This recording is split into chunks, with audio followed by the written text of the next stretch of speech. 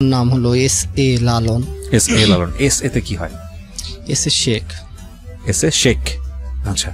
তো শেখ লালন, জন্ম জেলা? আমার হোম ডিস্ট্রিক্ট হলো চুয়াডাঙ্গা। চুয়াডাঙ্গাতে, আচ্ছা। এখন তো আপনি ঢাকাতেই থাকছেন? হ্যাঁ, আমি এখন ঢাকাতেই আছি। লালন ভাইকে আমি চিনি টেলিভিশনের থ্রুতে। আমি সকালবেলা একটা অনুষ্ঠান করি মাছরাঙা টেলিভিশনে, এবং সেখানে তাকে আমি পাই। আমার মনে হয়েছে যে রেডিও লিসনার যারা আছেন তার গল্পটা জানা উচিত। তো লালন ভাই, আপনার রেডিওতে প্রথম আসা? জি, আমার প্রথম আসা। ওই দিন টেলিভিশনও প্রথম ছিল? জি। আচ্ছা, আশা করি যে বাংলাদেশের মানুষ একটা সময় আপনাকে চিনবে এবং জানবে। আমরা শুরু করতে চাই একেবারে ছোটবেলা থেকে, যেখান থেকে আপনার গল্প বলার ধরন খুব ভালো। তো আজকে একেবারে মনোযোগ দিয়ে শুনবো। আমি নিজেও কমপ্লিট স্টোরি জানি না, বাট আমি যতটুকু জানি আমার কাছে মনে হয়েছে যে ইউ আর দ্য বেস্ট। ওকে, শুরু করেন আপনি। আমার হোম ডিস্ট্রিক্ট হলো চুয়াডাঙ্গা। আমি একদম একটা পাড়া গায়ে জন্মগ্রহণ করেছি।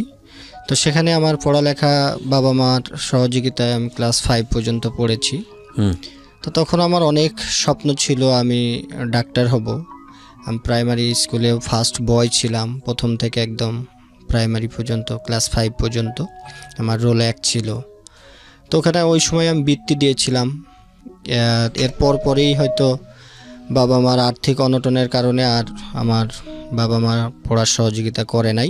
বাবা কি করতেন? কৃষিকাজ? হ্যাঁ, বাবা কৃষিকাজ। আপনি পরিবারের বড় সন্তান ছিলেন? না, আমি 3 নাম্বার ছিলেন। আপনার বড় কি 2 ভাই না বোন? সবার বড় হলো বোন, তারপরে ভাই, তারপরে আমি। তো এত ভালো স্টুডেন্ট থাকার পরেও আপনার পড়াটা কি হঠাৎ করে বন্ধ হয়ে গেল? বন্ধ হয়ে গেল, ফ্যামিলির অনেক অভাব অনটন ছিল। আচ্ছা।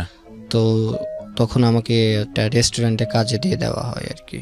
তো আমার বাবাই আমাকে ওই হোটেলে কাজে দিয়ে আসে। তো আমার ভালো লাগতো না, আমার ওই হোটেলের সামনে দিয়ে আমার বন্ধু বান্ধব স্কুলে যেত, আমার খুব কষ্ট লাগতো। তো এটা নিয়ে বাবার সাথে অনেকবারই বার্গেনিং করছি যে আমি ভর্তি হব।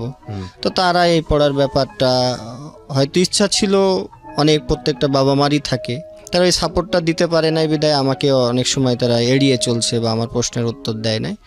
তো কিছুদিন বলার পরে যখন দেখলাম যে আমার ওই হোটেলের সামনে দিয়ে বন্ধু বান্ধব যায়, তো তারপরে আমি অনেক কষ্টে ওই হোটেলের কাজটা ছেড়ে দিই। আচ্ছা। দিয়ে পরে আবার বাবা মার সাথে আর রাগারাগ করে কথা বলি না। পরে আমি একটা মুদিখানা দোকানে আমি একটা কাজ নিই।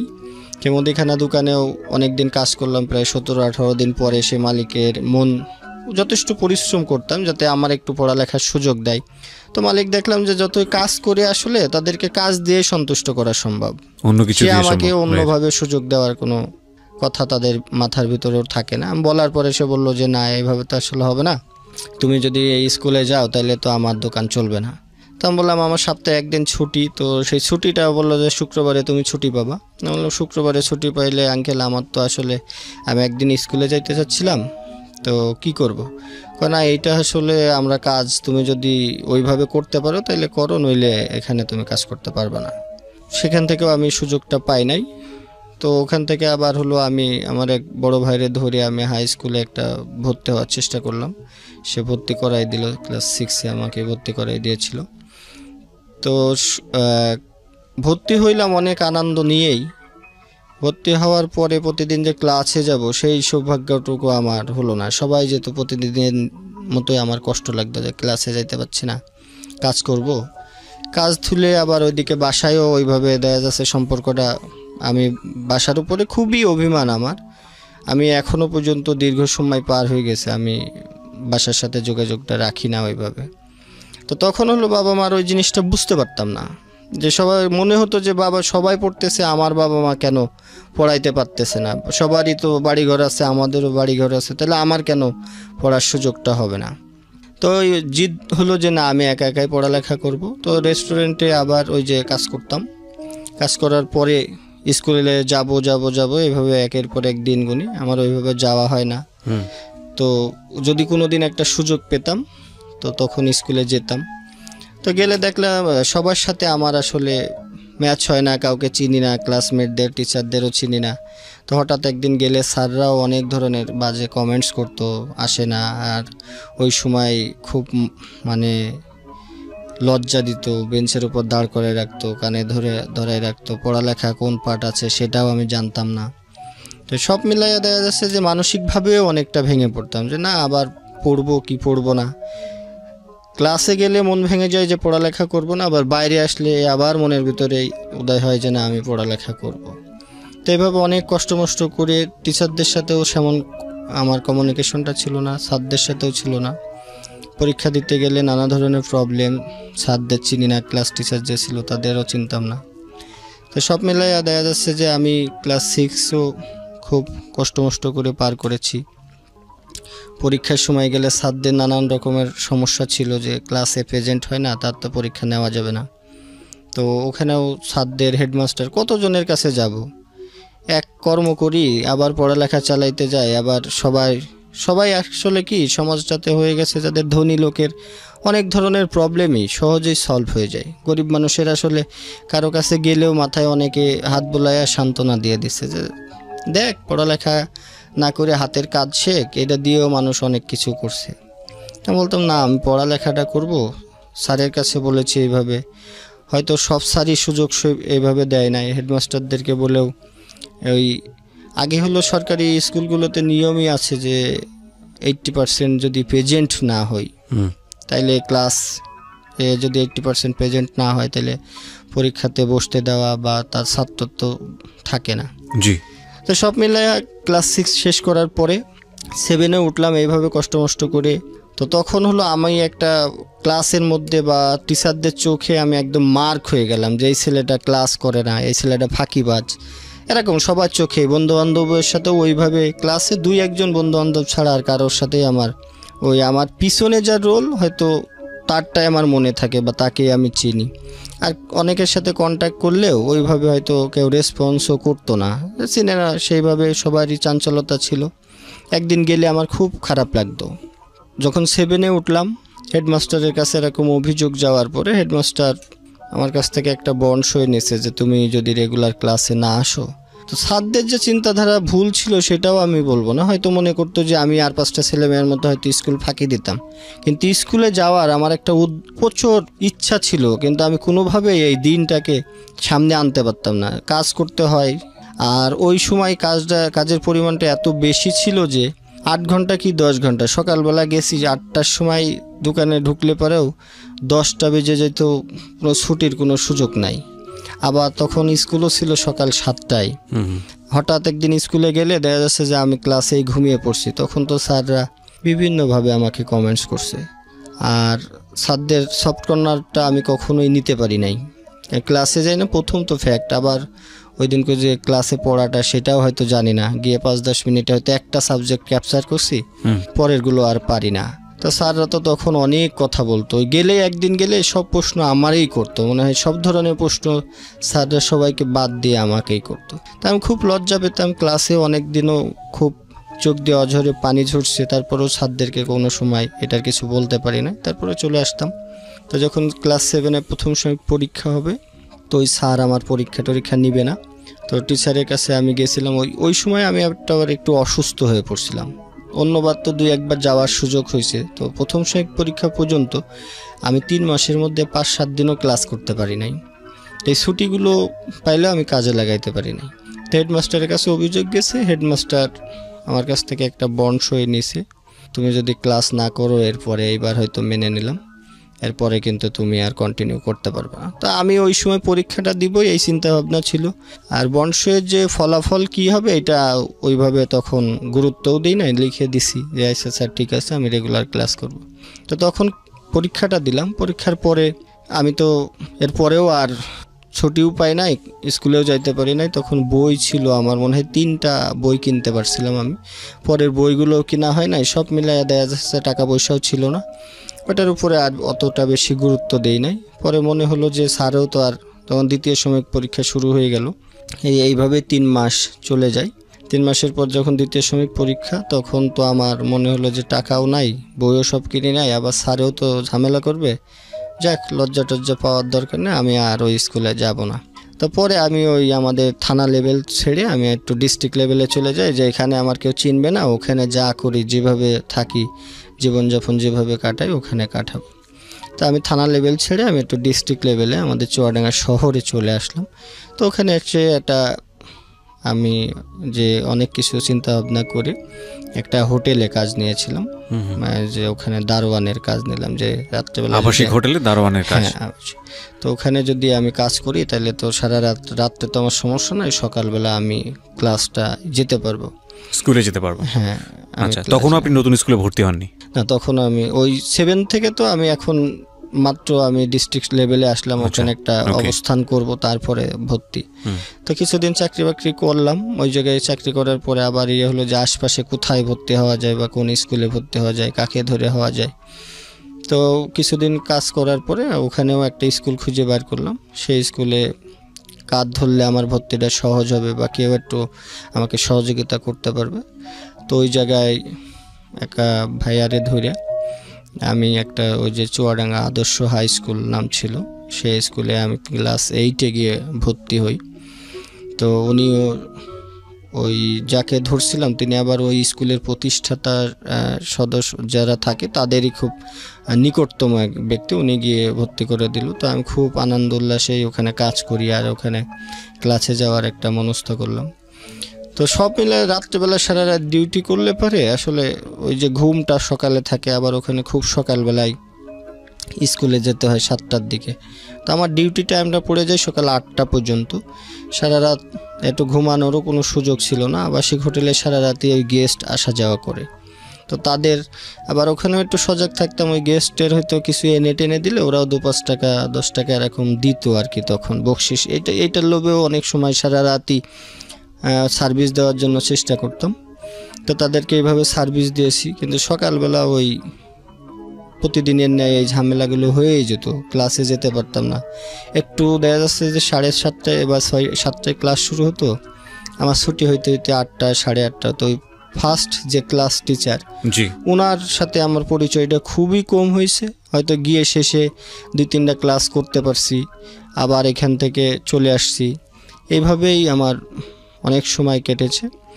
তো প্রায় যখন 8টা আমি ওখানে কাজ দারোয়ানের কাজ করা অবস্থায় আমি ওই জায়গায় ক্লাস 8 শেষ করলাম। শেষ করার পরে ওখানে আমাদের কিছু বন্ধু বান্ধব তৈরি হয়। তখন আমার ভিতরে আবার ওই যে খেলাধুলার একটা প্রবণতা তৈরি হয়। তো বন্ধু বান্ধব যখন ক্লাসে তৈরি হয় বা আমি যে মহল্লাতে থাকতাম, সারাদিনই হয়তো ওখানে রাত্রে ডিউটি করতাম, দিনে ওই ক্লাসের পরেও তো কিছু সময় থাকতো। তো যখন বন্ধু বান্ধব তৈরি হয়ে গেল তখন মনে হলো যে মন মানসিকতাটাও অনেক বেশি নষ্ট হয়ে যায়। খেলতে পারি না বা তাদের সাথে আড্ডা দিতে পারি না। তাদের সাথে আড্ডা দিলেও শহরের ফ্যামিলির লোকজনগুলোর মন মানসিকতা কেমন যেন একটু, তেমন বন্ধুবান্ধব কারো বাসায় তো আমি কোনো দিন যাই নাই, কারো বাসায় খাইতেও যেতাম না। তাদের সাথে খেলতাম। অনেক বাবা মাই তার বন্ধুবান্ধব যারা ছিল তাদেরকে বকাঝকা করছে যে ওই ছেলে হোটেলে কাজ করে, তোদের কিসের বন্ধুবান্ধব, হ্যাঁ ওর সাথে মিশা যাবে না। হয়তো যারা ছিল তারাও তো আমার মতোই, হয়তো বাবা মার কথা যারা না মানছে, মারধর খাইছে, এটা আবার কানে আসছে, তখন তাদেরকে এড়িয়ে চলতাম, ওর সাথে মিশবো না। তো আমি একটু খেলাধুলায় ভালো ছিলাম, সেই হিসাবে তাদের প্লেয়ার শর্ট পড়লে আমাকে ডেকে নিত।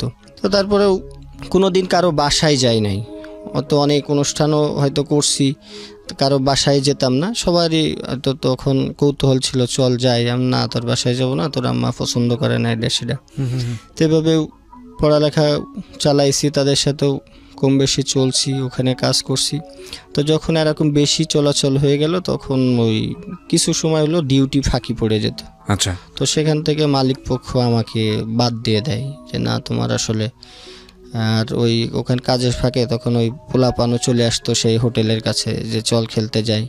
তখন এই ওসিলায় বলতাম যে স্যার বা ম্যানেজার সাহেব যারা ছিল বা মালিক পক্ষ যারা ছিল, তো এভাবে তাদের চোখে যখন পড়ছে চাকরিটা চলে যায়। চলে যাওয়ার সাথে সাথে বন্ধু বান্ধবও তখন তো আসলে কেউ কারো সাপোর্ট দেওয়ার মতো বয়সটা তখন আমাদের ক্লাস 8-এ পড়া অবস্থায়। তো এইটা যখন পড়ি চাকরিটা চলে গেল।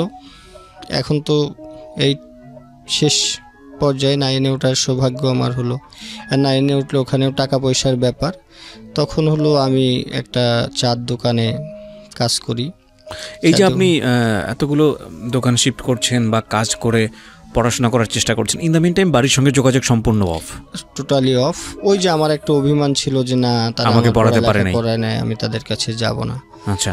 তো এর মধ্যে ঈদ যখন আসতো, এর ভিতর তো একটা ঈদেরও পার্ট গেছে, তখন সব কিছু বন্ধ। আমি ওই হোটেলেই থাকতাম, সবার সাথেই আর 5টা মানুষের মতো চলার চেষ্টা করতাম, কিন্তু ঈদের 2-3 দিন আমি কোথাও বাইর হইতাম না, ওই হোটেলের মধ্যে থাকতেন? হোটেলের মধ্যেই থাকার চেষ্টা করতাম বা ঘুমাইতাম। 2-3 দিন পরে সব স্বাভাবিক হইলে তারপরে বাইর হইতাম। আর ওই সময় একটা কষ্ট বেশি হতো যে খাওয়া দাওয়াটার একটা খুব কষ্ট। ঈদের সময় হোটেলগুলোর থেকেও যে কিনে খাবো এই সুযোগগুলো হতো না, কারণ হোটেলগুলো বন্ধ থাকতো। আর আমাদের চুয়াডাঙ্গা শহর খুব বেশি একটা বড় শহর, ছোট একটা শহর। হ্যাঁ, ওখানে 2-3টা হোটেলই শুধু রাত্রেবেলা খোলা থাকে। তো কি করতেন, কি খেতেন ওই সময়টা? তো আমার হলো বাকিটা মানে অনেক সময় আছে যে কলা রুটি খেয়ে আমার মানে জীবন কাটছে বেশি আর কি, ওকে আমি পেলাম। তো ওখানেও ওইভাবেই ক্লাস করতে পারতাম না, তো ওখানেও খুব কষ্ট লাগতো আমার যে ক্লাসে যাব। তো এইভাবে স্যারদের সাথেও সেভাবে পরিচয় ছিল না। আমি যেখানে চাকরি করতাম সেখান থেকে আমাকে সুযোগও দেওয়া হয় নাই।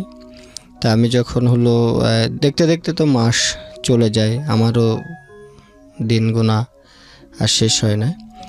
তো ক্লাস 9-এ যখন প্রথম সময় পরীক্ষা শুরু হয়ে গেল, তো পরীক্ষার সময়ও আমি ক্লাসে যেহেতু যাই নাই, স্যারদের সাথেও ওই ধরনের একটা বাকবিতর্ক সবসময় থাকে। আর হেডমাস্টারদের কাছেও আমার পুনরায় পরীক্ষার পারমিশনের জন্য পাঠানো হয় হেডমাস্টারের কাছে গেলাম, তো তুমি জিজ্ঞেস করে যে তুমি ক্লাসে আসো না কেন।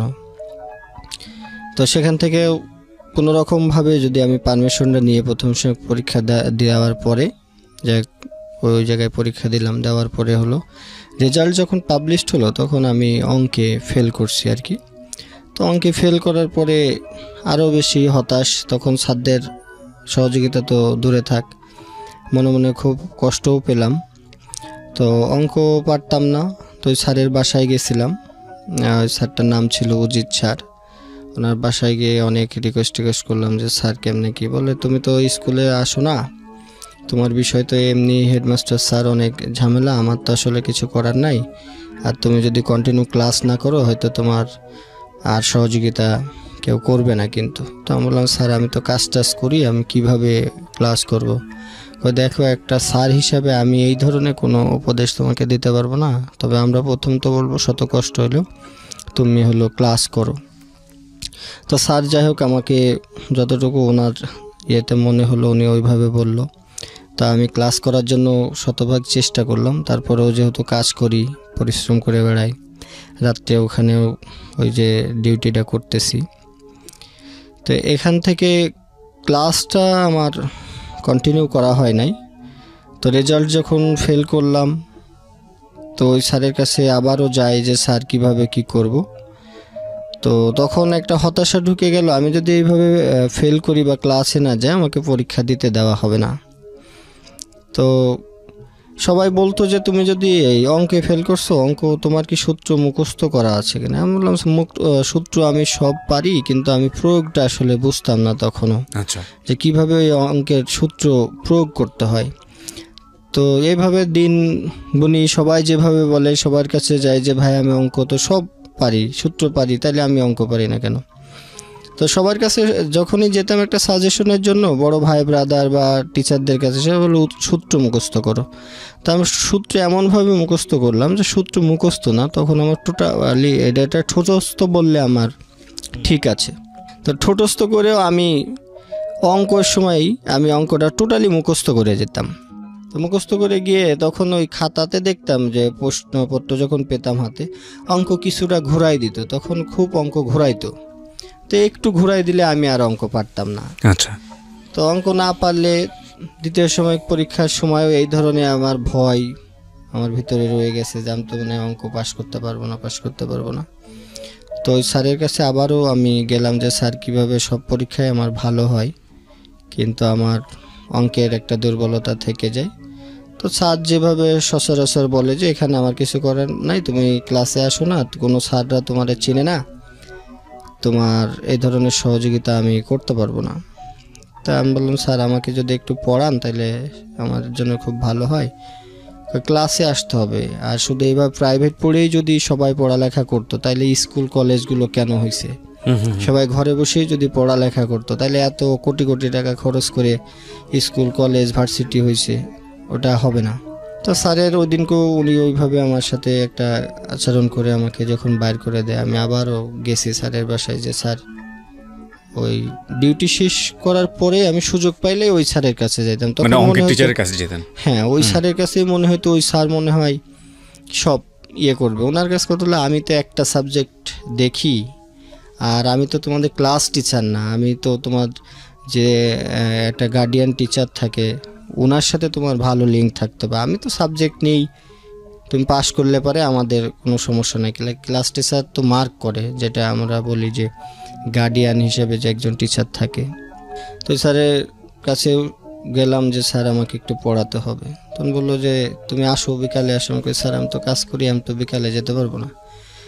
তা সকাল 7টায় ক্লাস শুরু হয়, আমি তো আর সকালে কোনো সুযোগ নেই। তখন বললো তুমি একটা কাজ করতে পারো, যদি আমি ফজরের নামাজের পরে আমি কিছুক্ষণ ক্লাসরুমে বসে থাকি, ওনার যে কিছু পোলাপান পড়াইতো সেটা ওনার বাসাতেই, ওনার বাসার নিচতলায়। তো উনি ওই নামাজ পড়ার পরে আর উপরে যায় না। বল যদি তুমি নামাজ পড়ার পরে আসতে পারো। এটা অনেক রিকোয়েস্ট করার পরে রাজি হলো যে ঠিক আছে, তুমি তাহলে নামাজের পরে আসো, আমি তোমাকে কিছুদিন দেখাই দেব। তো যাক, আল্লাহর রহমতে উনি রাজি হলো। আমিও ফজরের নামাজের পরে আমি চলে যেতাম, তখন অন্ধকার থাকতে থাকতেই।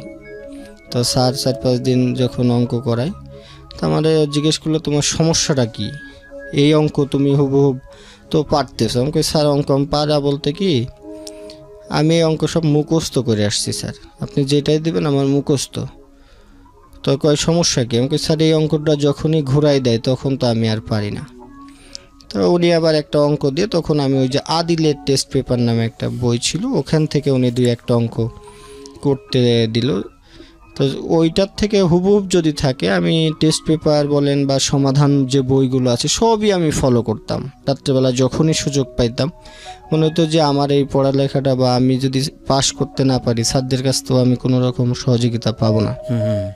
তো অনেক সমাধান বইও আমার কাছে ছিল। আদিলের টেস্ট পেপারে এমন কোনো অঙ্ক ছিল না যে আমার নজরের বাইরে বা আমি মুখস্থ করি নাই। কিন্তু তখন কি হতো যে হুবহুব বইয়ের সাথে মিলতো না, কিছুটা হলে চেঞ্জ করে দিত। আচ্ছা। তো স্যারও 2-3 দিন আমার এই প্রবলেমটা উনি ধরতে পারেন। পরে যখন আমি বললাম যে স্যার আমি আসলে কিন্তু অঙ্ক সব মুখস্থ করে আসি, আপনি আমাকে যেইটাই দেন এই আদিল থেকে দেন আর এই সমাধান থেকে দেন, আমার কিন্তু হবে, কিন্তু পরীক্ষার খাতায় যদি চেঞ্জ হয়ে আমি পারি না।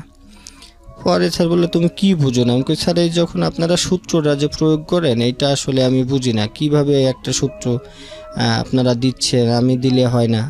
তো উনি আমার তখন ওই সূত্রটা আমাকে বুঝাই দিল যে এইভাবে সূত্র প্রয়োগ করলে তুমি অঙ্ক করতে পারবে। ওকে। তো আমি ওভারঅল 10-12 দিনের মধ্যেই আল্লাহর রহমতে অঙ্কটা আমার নিয়ন্ত্রণে নিয়ে নিলাম। তারপরের থেকে ওনার কোচিংয়েও আমি যে সকালবেলা যারা আসতো তাদেরকে ম্যাথটা করানোর, মানে যে অঙ্কে আপনি ফেল করতেন সে অঙ্কে আপনি হ্যাঁ, এখন আমি টিচারের তখন- জায়গায় জায়গা জি। নিয়ে নিলেন। ওকে। তো স্যারও আমাকে ওই সুযোগটা দিয়েছিল তখন। কিন্তু তখন কিছুদিন আমার খুব মনের মধ্যে আনন্দ। এরপরে আবার ওখান থেকে চলে এসে আবার সেই কর্মব্যস্ত জীবন, কর্ম করতে হয়। 9 এইভাবে গেল।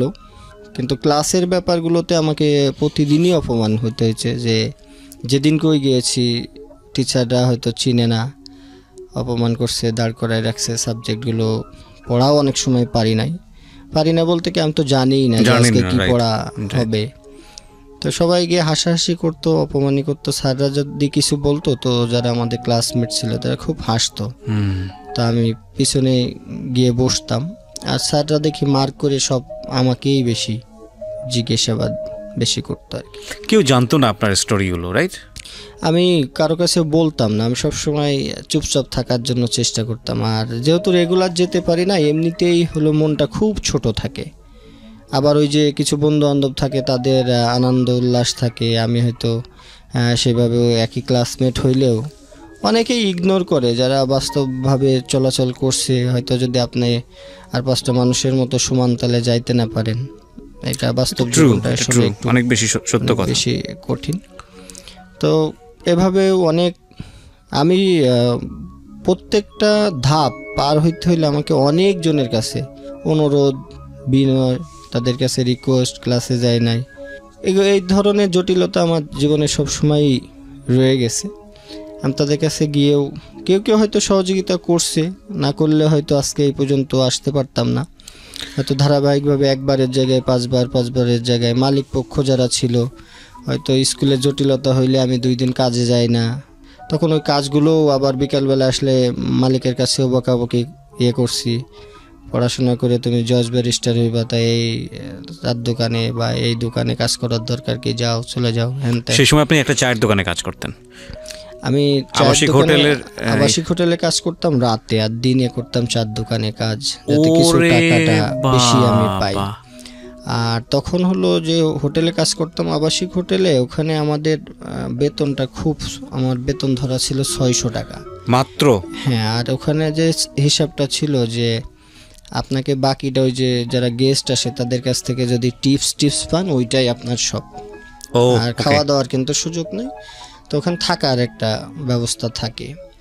তো এইটা করলে পরে ওই দেখা যাচ্ছে যে এদিকে ক্লাস শেষ করে এসেও তখন আবার অনেক করতাম যে আমাকে যেভাবে খাওয়ার টাকাটা অ্যারেঞ্জ করতে হবে। একটা হোটেল থেকে ভাত বা গেস্টের ভাত টাত কিনে আনলেও সেখান থেকেও যদি থাকে, সেখানে সেসব খাবারও রেখে দিয়েছি, খেয়েছি। তো যখন এইভাবে 9-এর ফাইনাল পরীক্ষা হয়ে যাবে, ফাইনাল পরীক্ষার পরে 10-এ ওঠার সময় আমার ক্লাসের যে প্রেজেন্টের যে বিষয়গুলো, অ্যাটেন্ডেন্সগুলো স্যারদের নলেজে গেছে, বা হেড স্যার উনি আমাকে ডাকায় বললো যে তুমি কিন্তু কোনোভাবেই ক্লাস যদি 10-এ তুমি না করো, তুমি কিন্তু পরীক্ষা দিতে পারবা না, তো পারবাই না। উনি গ্যাস স্যার।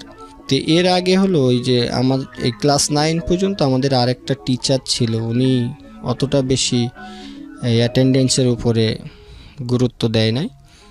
তো ক্লাস 10-এ যখন উঠি তখন গিয়াস স্যার নামে একজন স্যার ওখানে আসলো। উনি প্রথম এসে অনেক বেশি মানে পুরা স্কুলের একটা ডিসিপ্লিন চেঞ্জ করার বা পড়ালেখা ভালো করার একটা উদ্যোগ নিল। আচ্ছা, নেওয়ার পরে আমি যখন এই 10-এ উঠলাম, আমার তো ক্লাসে যাওয়ার কোনো সুযোগ হলো না। তো এইভাবে প্রথম সময় পরীক্ষা হলো, দিলাম। সেখানেও হয়তো স্যার যারা ছিল তারা হয়তো একটু সফট কর্নার দেখাইলেও বা গিয়ে কোনো রকম পরীক্ষাটা দিয়ে আমি চলে আসছি। কিন্তু যখন ফাইনাল পরীক্ষা, আমাদের যেটা টেস্ট পরীক্ষা বলে, ওই সময় গিয়ে আমারে টোটালি আটকাই দিল স্যার। কি জন্য? ওই যে স্কুলে আমার যাতায়াত নাই, উনি কোনো রকমভাবেই আমাকে টেস্ট পরীক্ষায় বসতে দিল না। বসতে না দেওয়াতে আমি 3 দিন ওনার বাসায় গেছি যে স্যার আমি কাজ করি, আমার এরকম ওনার পায়ে পর্যন্ত ধরেছি, উনি আমাকে কোনোভাবেই সেই টেস্ট পরীক্ষা উনি আমাকে দিতে দেয় নাই। তো দিল না, উনি দিতে দেয় নাই। ওকে। তো খুব কষ্ট পাইলাম। রাত্রে বেলা গেছি ওনার বাসায়, বসে থাকতাম যে স্যার, সারাদিন উনি স্কুলে থাকতো, আমি সারাদিন গিয়ে ওনার বাসায় সামনে গুড় করতাম। টেস্ট পরীক্ষা দেওয়ার আর সুযোগ হলো না, উনি পারমিশন দেয় নাই। তো সেই বছর আমার গ্যাপ গিয়েছে, আমি কোনোভাবেই ওই টেস্ট পরীক্ষা কিন্তু দিতে পারি নাই। তো একটা বছর আমার হয়তো বড় হওয়ার সাথে সাথে ওই স্যারের প্রতি শ্রদ্ধা আছে না রাগ আছে না ক্ষোভ আছে আমি হয়তো বলতে পারবো না। ওনার সাথে অনেক কথা বলেছি যে নিয়ম নেই, আমি এই পর্যন্ত বলছি যে স্যার নিয়ম তো মানুষের তৈরি করা, মানুষকে তো নিয়ম তৈরি করে নেয়। আপনি যদি একটু সহযোগিতা করেন, আমি পরীক্ষা করে তুমি ক্লাসে আসো না, ভালো ভালো যারা রেগুলার ক্লাসে আসে তারাই পাশ করতে পারে না, তোমার পরীক্ষায় আমি দিয়ে আমার স্কুলের দুর্নাম, এগুলো দরকার নেই। তো উনি কোনোভাবেই ওনার জায়গাতে অটল ছিল, উনি আমাকে পরীক্ষা দিতে দেয়নি। সেই বছর আমার একটা গ্যাপ গেছে। এরপরেও আমি আবারও হাল ছাড়ি নাই ওই স্কুল থেকেই। পরের বছর তখন তো ইরেগুলার হয়ে গেলাম, তখন টোটালি আমার বিষয়টা যারা আগের ব্যাচ ছিল তারা তো আর চিনে না পরের ব্যাচে, তখন হয়তো একটু গুরুত্ব হারিয়ে গেল। ইরেগুলার হইলে আমি কম বেশি মাঝে মাঝে যাই, মাঝে মাঝে যাই না। তো তখন একটা 2 রকম অবস্থায়, যে পরীক্ষা দিতে দিলে দিবে, না দিলে নাই। তো পরীক্ষা দিই, পাশ করি, যাই হোক আল্লাহর রহমতে ওই বছর আর কোনো আমার প্রবলেম হয় নাই। কিন্তু পরীক্ষা দেওয়া হলো না? না, ওই বছর পরীক্ষা দেওয়া হয় নাই আমার। পরের বছর আমি ইরেগুলার আবার এখানেই কাজ কন্টিনিউ, ওই হোটেলে আর এই 4 দোকানে কাজ করে করে তখন ওই একটা বছর আবারও শেষ করলাম। পরে ওইবার পরীক্ষা দেওয়ার আমার সুযোগ যাক হলো, টেস্ট পরীক্ষায় আর কোনো ঝামেলা হয় নাই। তো তখন বেতন বা টাকা এগুলো পরিশোধ করতেও আমার খুব কষ্ট হতো। তখন বেতন পাইতাম 600, এই 600 টাকা আর ওই যে হোটেলে কাজ করে পাইতাম, মনে করেন যে 600 পাইতাম, আরও কিছু এক্সট্রা পাইতাম, আর ওই বকশিস টকশিস দিয়ে আমি সব টাকাগুলো গুছাইতাম। তো রেজিস্ট্রেশনের সময় আমার 1700 টাকা মনে হয় ওই সময় ফর্ম ফিল আপে লেগেছিল, 1700 টাকা। এই 1700 টাকা আমার তখনকার মনে আছে, ঢাকার একজন গেস্ট ছিল ওই হোটেলে, বাবুল সাহেব নাম ওনার।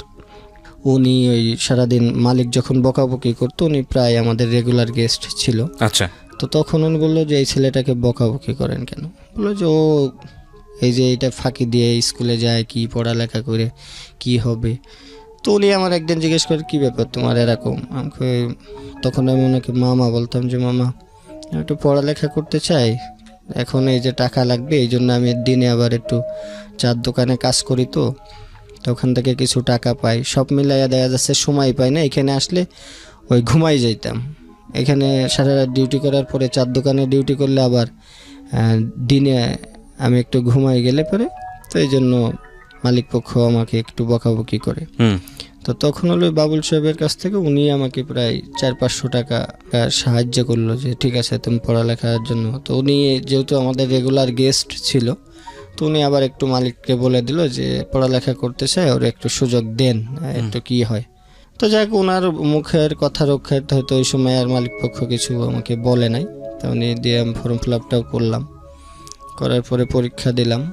তো ওই সময়ও মালিক পক্ষ বা যখন আমি এখান থেকে পরীক্ষা দিতে যাইতাম, আমাদের সাথে যারা আরও ডিউটি করতো সবাই টিটকারি করতো, উপহাস করতো, হ্যাঁ পরীক্ষা দিতে যাচ্ছে, পোলাপান রেগুলার পড়ালেখা করেই পাশ করতে পারে না এ। তো যাক, আল্লাহর রহমতে ওইবার আমার সাথে যারা আমার পরিচিত বন্ধু বান্ধব বা এপারে ওপারে যারা ছিল সবার চেয়ে আমার রেজাল্টটা অনেক বেশি ভালো হয়েছে। তো রেজাল্টের দিন আমি স্কুলে যাই নাই, আমি একটা মাঠের ভিতরে, ওটা একটা ধান ক্ষেত বলে আর কি, সেখানে আমি শুয়েছিলাম একটা গাছের নিচে। তো এক বন্ধুরে পাঠাইছিলাম যে আমার রেজাল্টটা যদি হয় তুই আমাকে জানাস। তো তখন ও একটা শিট নিয়ে আসছে, তো খুব ও আনন্দ উল্লাসে এসে বললো যে লালন তুই পাস করছস, এই তোর রেজাল্ট। তো আমি ওই স্কেল দিয়ে আমি ওইটা দেখতে গিয়ে আমার হাতটা একটু কেঁপে গেছে, নিচে দেখি যে ফেল লেখা রয়েছে। তো পরে আমি ওর ওপর অনেক রাগারাগ করছি, কিন্তু পরে ওরেও আমি একটা লাথি মেরে ফেলেও দিছিলাম ওকে। তো পরে বললো যে না তুই পাস করছিস দেখ।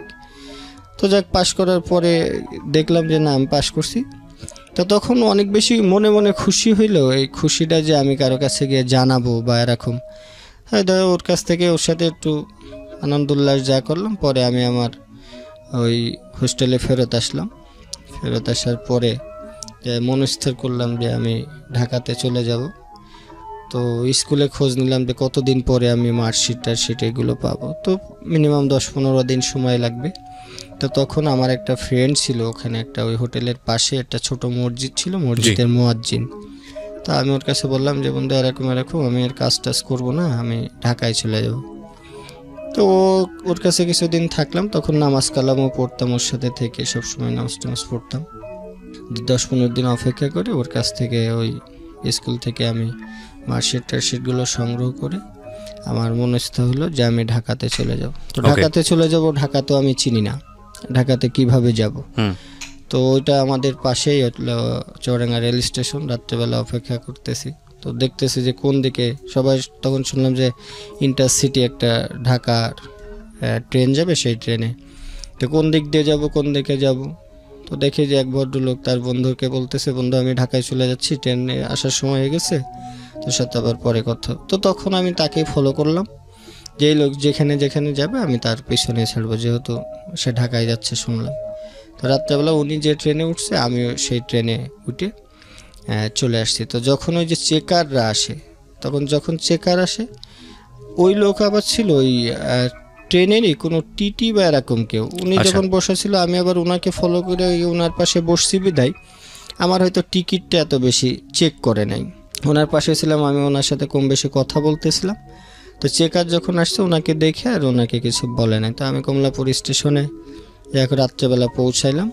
আমার সকালের দিকে পৌঁছাইছি, মনে করেন 6টার দিকে মনে হয় এরকম হবে। ওকে। তা আমি নামার পরে ওই জায়গাটা আমি ওই যে আগে সিনেমা কম বেশি দেখতাম যেহেতু, তো দেখলাম যে এখানে, এটা তো আমরা সিনেমাতে দেখছি এই কমলাপুর স্টেশনে অনেক শুটিং হয়। তো সেই জায়গাতে নামলাম। নামার পরে আমি ওই আমার পিছনে একটা লম্বা ব্যাগ ছিল আর কি, ব্যাগের মধ্যে আমার কিছু কাগজপাতি জামা কাপড় ছিল, ওইটা রেখে আমি একটু ঘোরাঘুরি করতেছি। এর মধ্যে এসে দেখি যে আমার ব্যাগটা নাই। তো ব্যাগটা নাই। অনেক খোঁজাখুঁজি করার পরে তখন খুব কষ্ট লাগলো। তখন আমার কাছে মাত্র 33 টাকা মতো রয়েছে। এই 33 টাকা নিয়ে আমি সামনে অনেকক্ষণ হাঁটলাম, হাঁটাহাঁটি করলাম, অনেককে জিজ্ঞেস করলাম ভাই একটা ব্যাগ দেখছো এখানে? কেউ দেখলাম যে আমার কথাবার্তায় সুযোগ, সেটা আমার জীবনে প্রথম ঢাকাতে আসা, আর মানুষের প্রতিও আমার ওই ধরনের ধ্যান ধারণাও নাই। তো তখন এখানে নেমে আমি বাইর হইলাম, যে স্টেশনের পরে যে রিক্সা নেওয়ার চেষ্টা করলাম যে আমি তো কোথায় যাব। তো ওই যে হোটেলে থাকাকালীন সময় এক ভাই ছিল, উনি বলতো যে ওই যে আমাদের ওই হোটেলের গেস্ট হিসাবে যেত, তো বললো যে তুমি যদি কখনো ঢাকায় যাও তাহলে আমার কাছে যে, আমার নাম অমুক, আমার বাসা ঢাকা সাভার স্মৃতিসৌধের ওখানে। যেমন হোটেলে কাজ করলে অনেকের সাথে পরিচয় হইলে যেটা হয় আর কি, যে তুমি যাও ঢাকাতে গেলে আমার সাথে দেখা করো, এরকম ইত্যাদি ইত্যাদি। তো আমি ওখান থেকে রিক্সা নেওয়ার চেষ্টা করতেছি যে ভাই আমি সাভার যাব। দেখি সব রিক্সাওয়ালারা আমার মুখ পানে তাকায় আর হাসে। তো এর মধ্যে 2-3 জন দেখার পরে একজনকে জিজ্ঞেস করলাম যে ভাই কেমনে কেমনে, বলে সাভার তো এখান থেকে অনেক দূর, তুমি এখানে যেতে পারবে না, তুমি বাসে যাও। তো বাসে যাব, যে বাসে উঠি আমাকে নামাই দেওয়া হয়, যে বাসে উঠি আমাকে নামাই দেওয়া হয়। কেন নামাই দেওয়া হচ্ছে? যে ওই যে এক একটা রুটের তো এখন বুঝি যেটা, যে এক একটা ঢাকা শহরে তো এক একটা রুটের আলাদা আলাদা বাস। তো আমাকে বলে দিছে এইদিকে যাবে, আমি সব যে বাসই পাই সেটাতে উঠে যাই। তো একসময় ওই কন্ট্রাক্টরের সাথেও চিল্লাচিল্লি লাগাই দিছি, ভাই আমাকে নামাই দেন কেন, আমি তো ভাড়া দিব। তো অনেকেই যেভাবে তাকায় আর কি, যে এটা কোত্থেকে আসছে, কি আসার বিষয়। এর মধ্যে বাসের একজন লোক বলল যে ভাইয়া আপনি যেখানে যাবেন সেই বাসের সামনে দেখেন সাভার লেখা আছে। তো আমি দেখলাম অনেকক্ষণ দাঁড়ায় রয়েছি, কোনো বাসে সাভার লেখা নাই দেখি। এরপরে একজনকে জিজ্ঞেস করলাম যে ভাই আমি তো সাভার যাবো কীভাবে? বললো যে ওই যে আপনি মতিঝিলের ওইদিকে শাপলা চত্বর একটা জায়গা আছে, এরকম নাম বললো, যে ওখান থেকে যান, ওখানে সাভার যে যাবে বাস। তো গিয়ে আমি ওখানে দাঁড়াইলাম, দিয়ে দেখি যে বাসের পিছনে বা সামনে সাভার লেখা আছে সেই বাসে আমি একটা, তখন সাভার তো বলতে আমরা যেটা বুঝি, আমি ওই বাসে উঠলাম, উঠে তার সাথে কথাবার্তা, যে এখন ভাড়া দিব, কত চাই না বেশি চাই, আমার মনের মধ্যে একটা টাকাও বেশি নাই। তো অনেকের ফলো করতেছি যে কে কত দেয়, আমিও সেটা দিব। তো তাকে জিজ্ঞেস করলাম, সে আমার কাছে কয় টাকা যেন রাখছিল। তো রাখার পরে এবার সাভার গিয়ে নামলাম। সাভার গিয়ে এখন মনে আছে আমার রাজ্জাক প্লাজার সামনে গিয়ে আমাকে নামাই দেওয়া হলো। তো ওখানে গিয়ে অনেক মানুষকে জিজ্ঞেস করি যে ভাই এখানে স্মৃতিসৌধ কোথায়? কয় নবীনগর। তো আমি কই নবীনগর না ভাই, সাভার একটা স্মৃতিসৌধ আছে। তো কেউই আমার এই কথাটাকে গুরুত্ব দেয় না যে কিসের সাভার স্মৃতিসৌধ আছে। তো আমি এক চার দোকানদারে গিয়ে বললাম যে ভাই এখানে স্মৃতিসৌধটা কোথায়? কয় এখানে তো নয়, নবীনগর স্মৃতিসৌধ। না ভাই সাভারের স্মৃতিসৌধ আছে, আমার এক ভাই ঠিকানা দিয়ে আসছে। তো উনি অনেকেই এই কথাগুলো শোনার পরে বিরক্তি হয়ে আমাকে দেখা যাচ্ছে সেইভাবে কোনো সদুত্তর দেয় না। তো চার দোকানদারের কাছে গেলেও সে এক কাপ চা খাইলে হয়তো সে আমার কথা শুনবে। আমি ওনার কাছে একটা চা খাইলাম, খাওয়ার পরে আস্তে করে জিজ্ঞেস করলাম যে ভাই এরকম এরকম আমি খুব বিপদে আছি, আমার ভাই একটা ঠিকানা দিয়ে আসছে এরকম সাভার স্মৃতিসৌধের পাশে তার বাসা, আমি এখন যাব। তখন বেলা 2টা বেজে গেছে, আমার খুব ক্ষুধাও লাগছে, সারা রাত না খাওয়া ছিলাম। তখন বললো যে দেখো ভাই এখানে সাভার স্মৃতিসৌধ বলে কিছু নাই, ঢাকার বাইরে যারা যায় তারা মূলত ওই স্মৃতিসৌধকে সাভার স্মৃতিসৌধই বলে। তুমি এখান থেকে বাসে উঠে নবীনগর যাও। তা আমি ওনার কথা মতো বাসে উঠে সেই নবীনগর স্মৃতিসৌধের ওখানে গেলাম। গিয়ে ভাই যে তথ্যটা দিয়ে আসছিল ওনার উপরে আমার ভরসাটা ছিল যে ওনার বাসায় গিয়ে অন্তত উনি যেহেতু ঢাকার থেকে ওখানে যাওয়ার পরে খুব ভালোবাসতো, তো উনি যেভাবে ঠিকানা দিয়ে আসছিল যে সাভার স্মৃতিসৌধের পাশে একটা গলি আছে, সেই গলির পাশে ওনার বাসা। তা আমরা যেহেতু পাড়া গায়ে বড় হয়েছি, তা আমরা মনে করছি যে নাম বললেই হয়তো চিনবে বা বাসা একটা সবাই চিনার কথা। তো গ্রামের যে মন মানসিকতা আমার সেইটাই ভিতরে রয়েছে। যে ওখানে গিয়ে দেখলাম যে পুরা আশপাশে কোনো বাড়িঘর নাই, কোনো রাস্তাঘাট নাই। তো সন্ধ্যা হয়ে গেল, খুঁজতে খুঁজতে তার অপেক্ষায় সাভার স্মৃতিসৌধের সামনে অনেকক্ষণ অপেক্ষা করলাম যে যদি তাকে দেখতে পাই। অনেককে জিজ্ঞেস করলাম, উনি যে ঠিকানা দিয়েছে সেই ঠিকানার সাথে মিলেও না। এরকম করতে করতে সন্ধ্যা যখন হয়ে যায় তখন তো স্মৃতিসৌধের ভিতর থেকে বাইর করে দিল। বাইর করে দেওয়ার পরে এখন কোথায় যাব? সেদিন সন্ধ্যার পরে আবার বৃষ্টিও নামছে। নামার পরে আমি তো আর টাকাও আমার কাছে নাই, ওখান থেকে আমি হাঁটতে হাঁটতে হাঁটতে হাঁটতে একদম সাভারে আসলাম, রাজ্জাক প্লাজার এই জায়গাতে আসলাম। তখন রাত্র প্রায় 12টা বাজে। তো ওখানে এসে আমি রাজ্জাক প্লাজার সামনে একটা বেঞ্চেতে বসেছিলাম। তো বসে থাকার পরে আমার ওখান থেকে দারোয়ানরা আমারে উঠাই দিল যে এখানে বসা যাবে না। তো সাইড গিয়ে আবার আরেকটা জায়গায়, ওইটা রাজ্জাক প্লাজার পাশে মাহাতাব প্লাজা আছে, ওর পাশে একটা গলি দেখলাম যে রাত্রেবেলা অনেক লোকজনের আসা যাওয়া। আমি ওখানে বসলাম। তো ওখানে বসার পরে ওই জায়গাটা ছিল একটু খারাপ, কিছু অসামাজিক কার্যকলাপ ওই জায়গায় হতো। তা আমার এগুলো তখন তো জানা ছিল না। আমি ওই জায়গায় গিয়ে বসছি, তখন ওই দারোয়ান আমাকে উঠাই দেয় যে এখানে বসা যাবে না, যাও।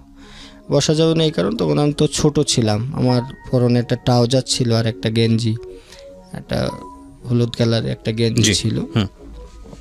তো তখন দেখলাম এক মেয়ে এসে বলল যে ও বসে রয়েছে, সমস্যা কি, বৃষ্টির মধ্যে কোথায় যাবে। তো দারোয়ান দেখলাম তার সাথে কি বলা কাও করলো, করার পরে বললো যে না থাক। তা আমি আবার সেই মেয়েটা আমাকে জিজ্ঞেস করলো কি সমস্যা তোমার। বললাম আপু এরকম এরকম, আমি এক ভাইয়ের ঠিকানায় আসছিলাম, তার ঠিকানাও খুঁজে পাচ্ছি না, আমি কোথায় যাব কি করব, আমার কোনো যাওয়ার কোনো জায়গা নাই, এই জন্য এখানে বসছি, সবাই আমাকে উঠাই দেয় বৃষ্টির মধ্যে। তো উনি আমাকে বললো দেখো এই জায়গা তো এরকম এরকম, এগুলো তুমি বসে থাকলে ওদের ডিস্টার্ব হবে, এরকম বসা যাবে না। তো ওই মেয়েটা আমাকে বললো তুমি একটা সাইডে দাঁড়াও, আমি আসতেছি। তো যাক, সে খারাপ হইলেও তার মন মানসিকতা অনেক বড় ছিল, এই জন্যই মূলত আজকে আমি তাদেরকে নিয়েই কাজ করার মন মানসিকতা আমার তৈরি হয়েছে। তো উনি বসে থাকার পরে উনি কিছুক্ষণ পরে আমাকে নিয়ে ওনার বাসায় গেল। তো সে ওখানে দেহ ব্যবসা করতো আর কি। তো দেহ ব্যবসা করলে উনি আমাকে তার বাসায় নিয়ে গেল, 2-3 দিন তাকে তার বাসায় আমার তার ভাইয়ের মতো রেখেছে, তার কাছে ওখানে থাকছি। তো 3-4 দিন যাওয়ার পরে উনি মনে হয় আবার ওখানে গেছিল, হয়তো বাড়িওয়ালার ইনফরমেশন আর কি। বাড়িওয়ালা বললো যে তুমি এখানে আর থাকতে পারবে না, তোমার যে আপু বাইরে গেছিল সে তো এরকম এরকম পুলিশের হাতে ধরা খেয়েছে, বাসা ছেড়ে দিতে হবে। তো উনি আমার বাসাতে বাইর করে দিয়ে বাড়ি তালা মেরে দিল। তো আমি আবারও সেই রাজ্জাক প্লাজার সামনে আসলাম। এসে কি করব, কি করে ওখানে যে রাত পর্যন্ত থাকলাম, দারোয়ানদের বললাম যে আঙ্কেল এরকম এরকম। ও তো বললো যে তোমার সেই ম্যাডাম তো এখানে পুলিশে ধরে নিয়ে গেছে। তা বললাম যে আমার তো যাওয়ার কোনো জায়গা নাই, আমার একটা চাকরি বাকরি দিবেন। এটা কাকে বললেন? আমি ওই যে দারোয়ানকে, রাইট, হ্যাঁ, রাজ্জাক প্লাজার নিচে যারা ডিউটি করতো। বললো তুমি তো ছোট, দারোয়ানের চাকরি তো ঢাকাতে আসলে এইভাবে হয় না। বয়স কত তখন আপনার? বয়স তখন তো ম্যাট্রিকটা পাস করছি, হয়তো 14-15 এরকম হবে। আর তখন আমি খুব শুকনা ছিলাম আর কি, এখনো যে খুব মোটা তা কিন্তু না। ওকে। তো ওখানে আমি বললো যে এরকম ঠিক আছে তোমার ওই সেদিন আবার ওই জায়গার একটা কমিশনার এরিয়া ছিল, তো দারোয়ানকে যেন আসে নাই। তা আমাকে বললো যে ঠিক আছে তুমি এখানে। যাওয়ার সাথে সাথে দেখলাম যে আমার বলার সাথে সাথে ওরা ওই দারোয়ানের ড্রেস পরায়, হলুদ যে ড্রেসগুলো আছে। তো এটা একটা মাঠে একটা ডিউটি, ওই এনাম মেডিকেলের পিছনে তখন গ্রাম পাহারা দেওয়ার আর কি একটা ইয়ে ছিল। তখন চোর ছিল, ডাকাত ছিল অনেক বেশি। তা আমি নতুন একটা এই ইয়ের ভিতরে আমাকে একটা ডিউটি দিল, ওই সাইড সব ধান ক্ষেত মতো ছিল। তো রাত্রেবেলা আমি যখন ডিউটি করি, অনেক রাত্রে 3টা-4টার দিকে কিছু লোকজন এসে আমার হাত পা বেঁধে ওই জায়গায়, ওই ধান ক্ষেত ছিল, ধান ক্ষেতের মধ্যে আমাকে ফেলে রেখে, ওই দিন করে ডাকাতিও হয়েছিল ওই জায়গায়। তা আমার ওইভাবে বেঁধে রেখে সারা রাত আমি সেই কাদার ভিতরে পড়া অবস্থায়, সকালবেলা যখন মানুষজন হই হুল্লা হয়েছে যে এখানকার ডিউটিতে কে ছিল, তো অমুক ছিল। তা আমার তখন হলো ওই যে মহল্লার থেকে একটু সাইডে আর কি ধান ক্ষেত ছিল, ওই ধান ক্ষেতের মধ্যে আমার হাত পা বেঁধে ফেলে রাখছে। তো সকালবেলা লোকজন গিয়ে আমাকে তখন উদ্ধার করে। তো ডিউটি করি, ওদের দেখে আমার আবার সেই পড়ার কথা যে না আমি এরা স্কুলে যায়, আমার তো যাওয়া হচ্ছে না, এই মনের মধ্যে কষ্ট। তা আমি ওখানে 7-8 দিন চাকরি করার পরে ওই পত্রিকা নিতাম যে কোথায় কোথায় চাকরি পাওয়া যায়। তো দেখতাম যে সবার যে রিকোয়ারমেন্টস আছে তার সাথে আমারটা যায় না, মিলে না। ওই সারাদিন ঘোরাফেরা করার পরে ওদের বাসাতেই আমার দিনে ডিউটি ছিল, আমি ওখানে ডিউটি করতাম। আর সন্ধ্যার পরে যদি ওই যে আরেকটা দারোয়ান আসার পরে আমার ছুটি হয়ে যেত। তো রাত্রেবেলা ওখানেই থাকতাম। থাকার পরে আমি তখন ওই চাকরির সন্ধান করি যে না আমি এখানে, তো তখন আবার ইয়ে ছিল যে ঢাকা, এটা তো ঢাকা না, এটা সাভার, আমি ঢাকায় চলে যাব। তখন মনে হতো ঢাকাতে মনে হয় কী একটা বিষয়। তো সবাই জিজ্ঞেস করো ভাই ঢাকায় যাবো, এটা তো ঢাকা না, ঢাকা আরও সামনে, এটা তো সাভার। তো নামের সাথেও একটা যে না আমি তাহলে তো সাভার থাকবো না, আমি ঢাকায় যাব। তো ওখান থেকে একদিন ইয়ে করে দেখলাম যে একটা বিজ্ঞাপন আছে যে একটা প্রবীণ ব্যক্তিকে দেখাশোনা করার জন্য একটা এত থেকে এত বছরের একটা ছেলে লাগবে। তো প্রবীণ বলতে আমি আসলে তখন ওইভাবে বিষয়টা প্রবীণ না নবীন এরকম বুঝতে পারি না। গিয়ে দেখলাম যে মতিঝিল একটা বাসা, তো ওই ব্যক্তিকে দেখাশোনা করার জন্য আমি ইন্টারভিউ দিতে গেলাম। তো ওরা আমাকে নিতে চাইলো। তো দেখলাম এক বৃদ্ধ লোককে দেখাশোনা করতে হবে। উনি হলো আমাদের এক ভাষা সৈনিক ছিল, কি যেন নামটা ছিল ওনার। তো ওনার অনেক কষ্টের কথা শুনলাম, ওনার 2টা ছেলে মেয়ে ব্যারিস্টার, ওনার বই, ওনার নামটা আতার হোসেন না কি যেন একটা নাম ছিল, যার ওনার ভাষা সৈনিকদের নামের ভিতরে আমি বইতে পড়েছি।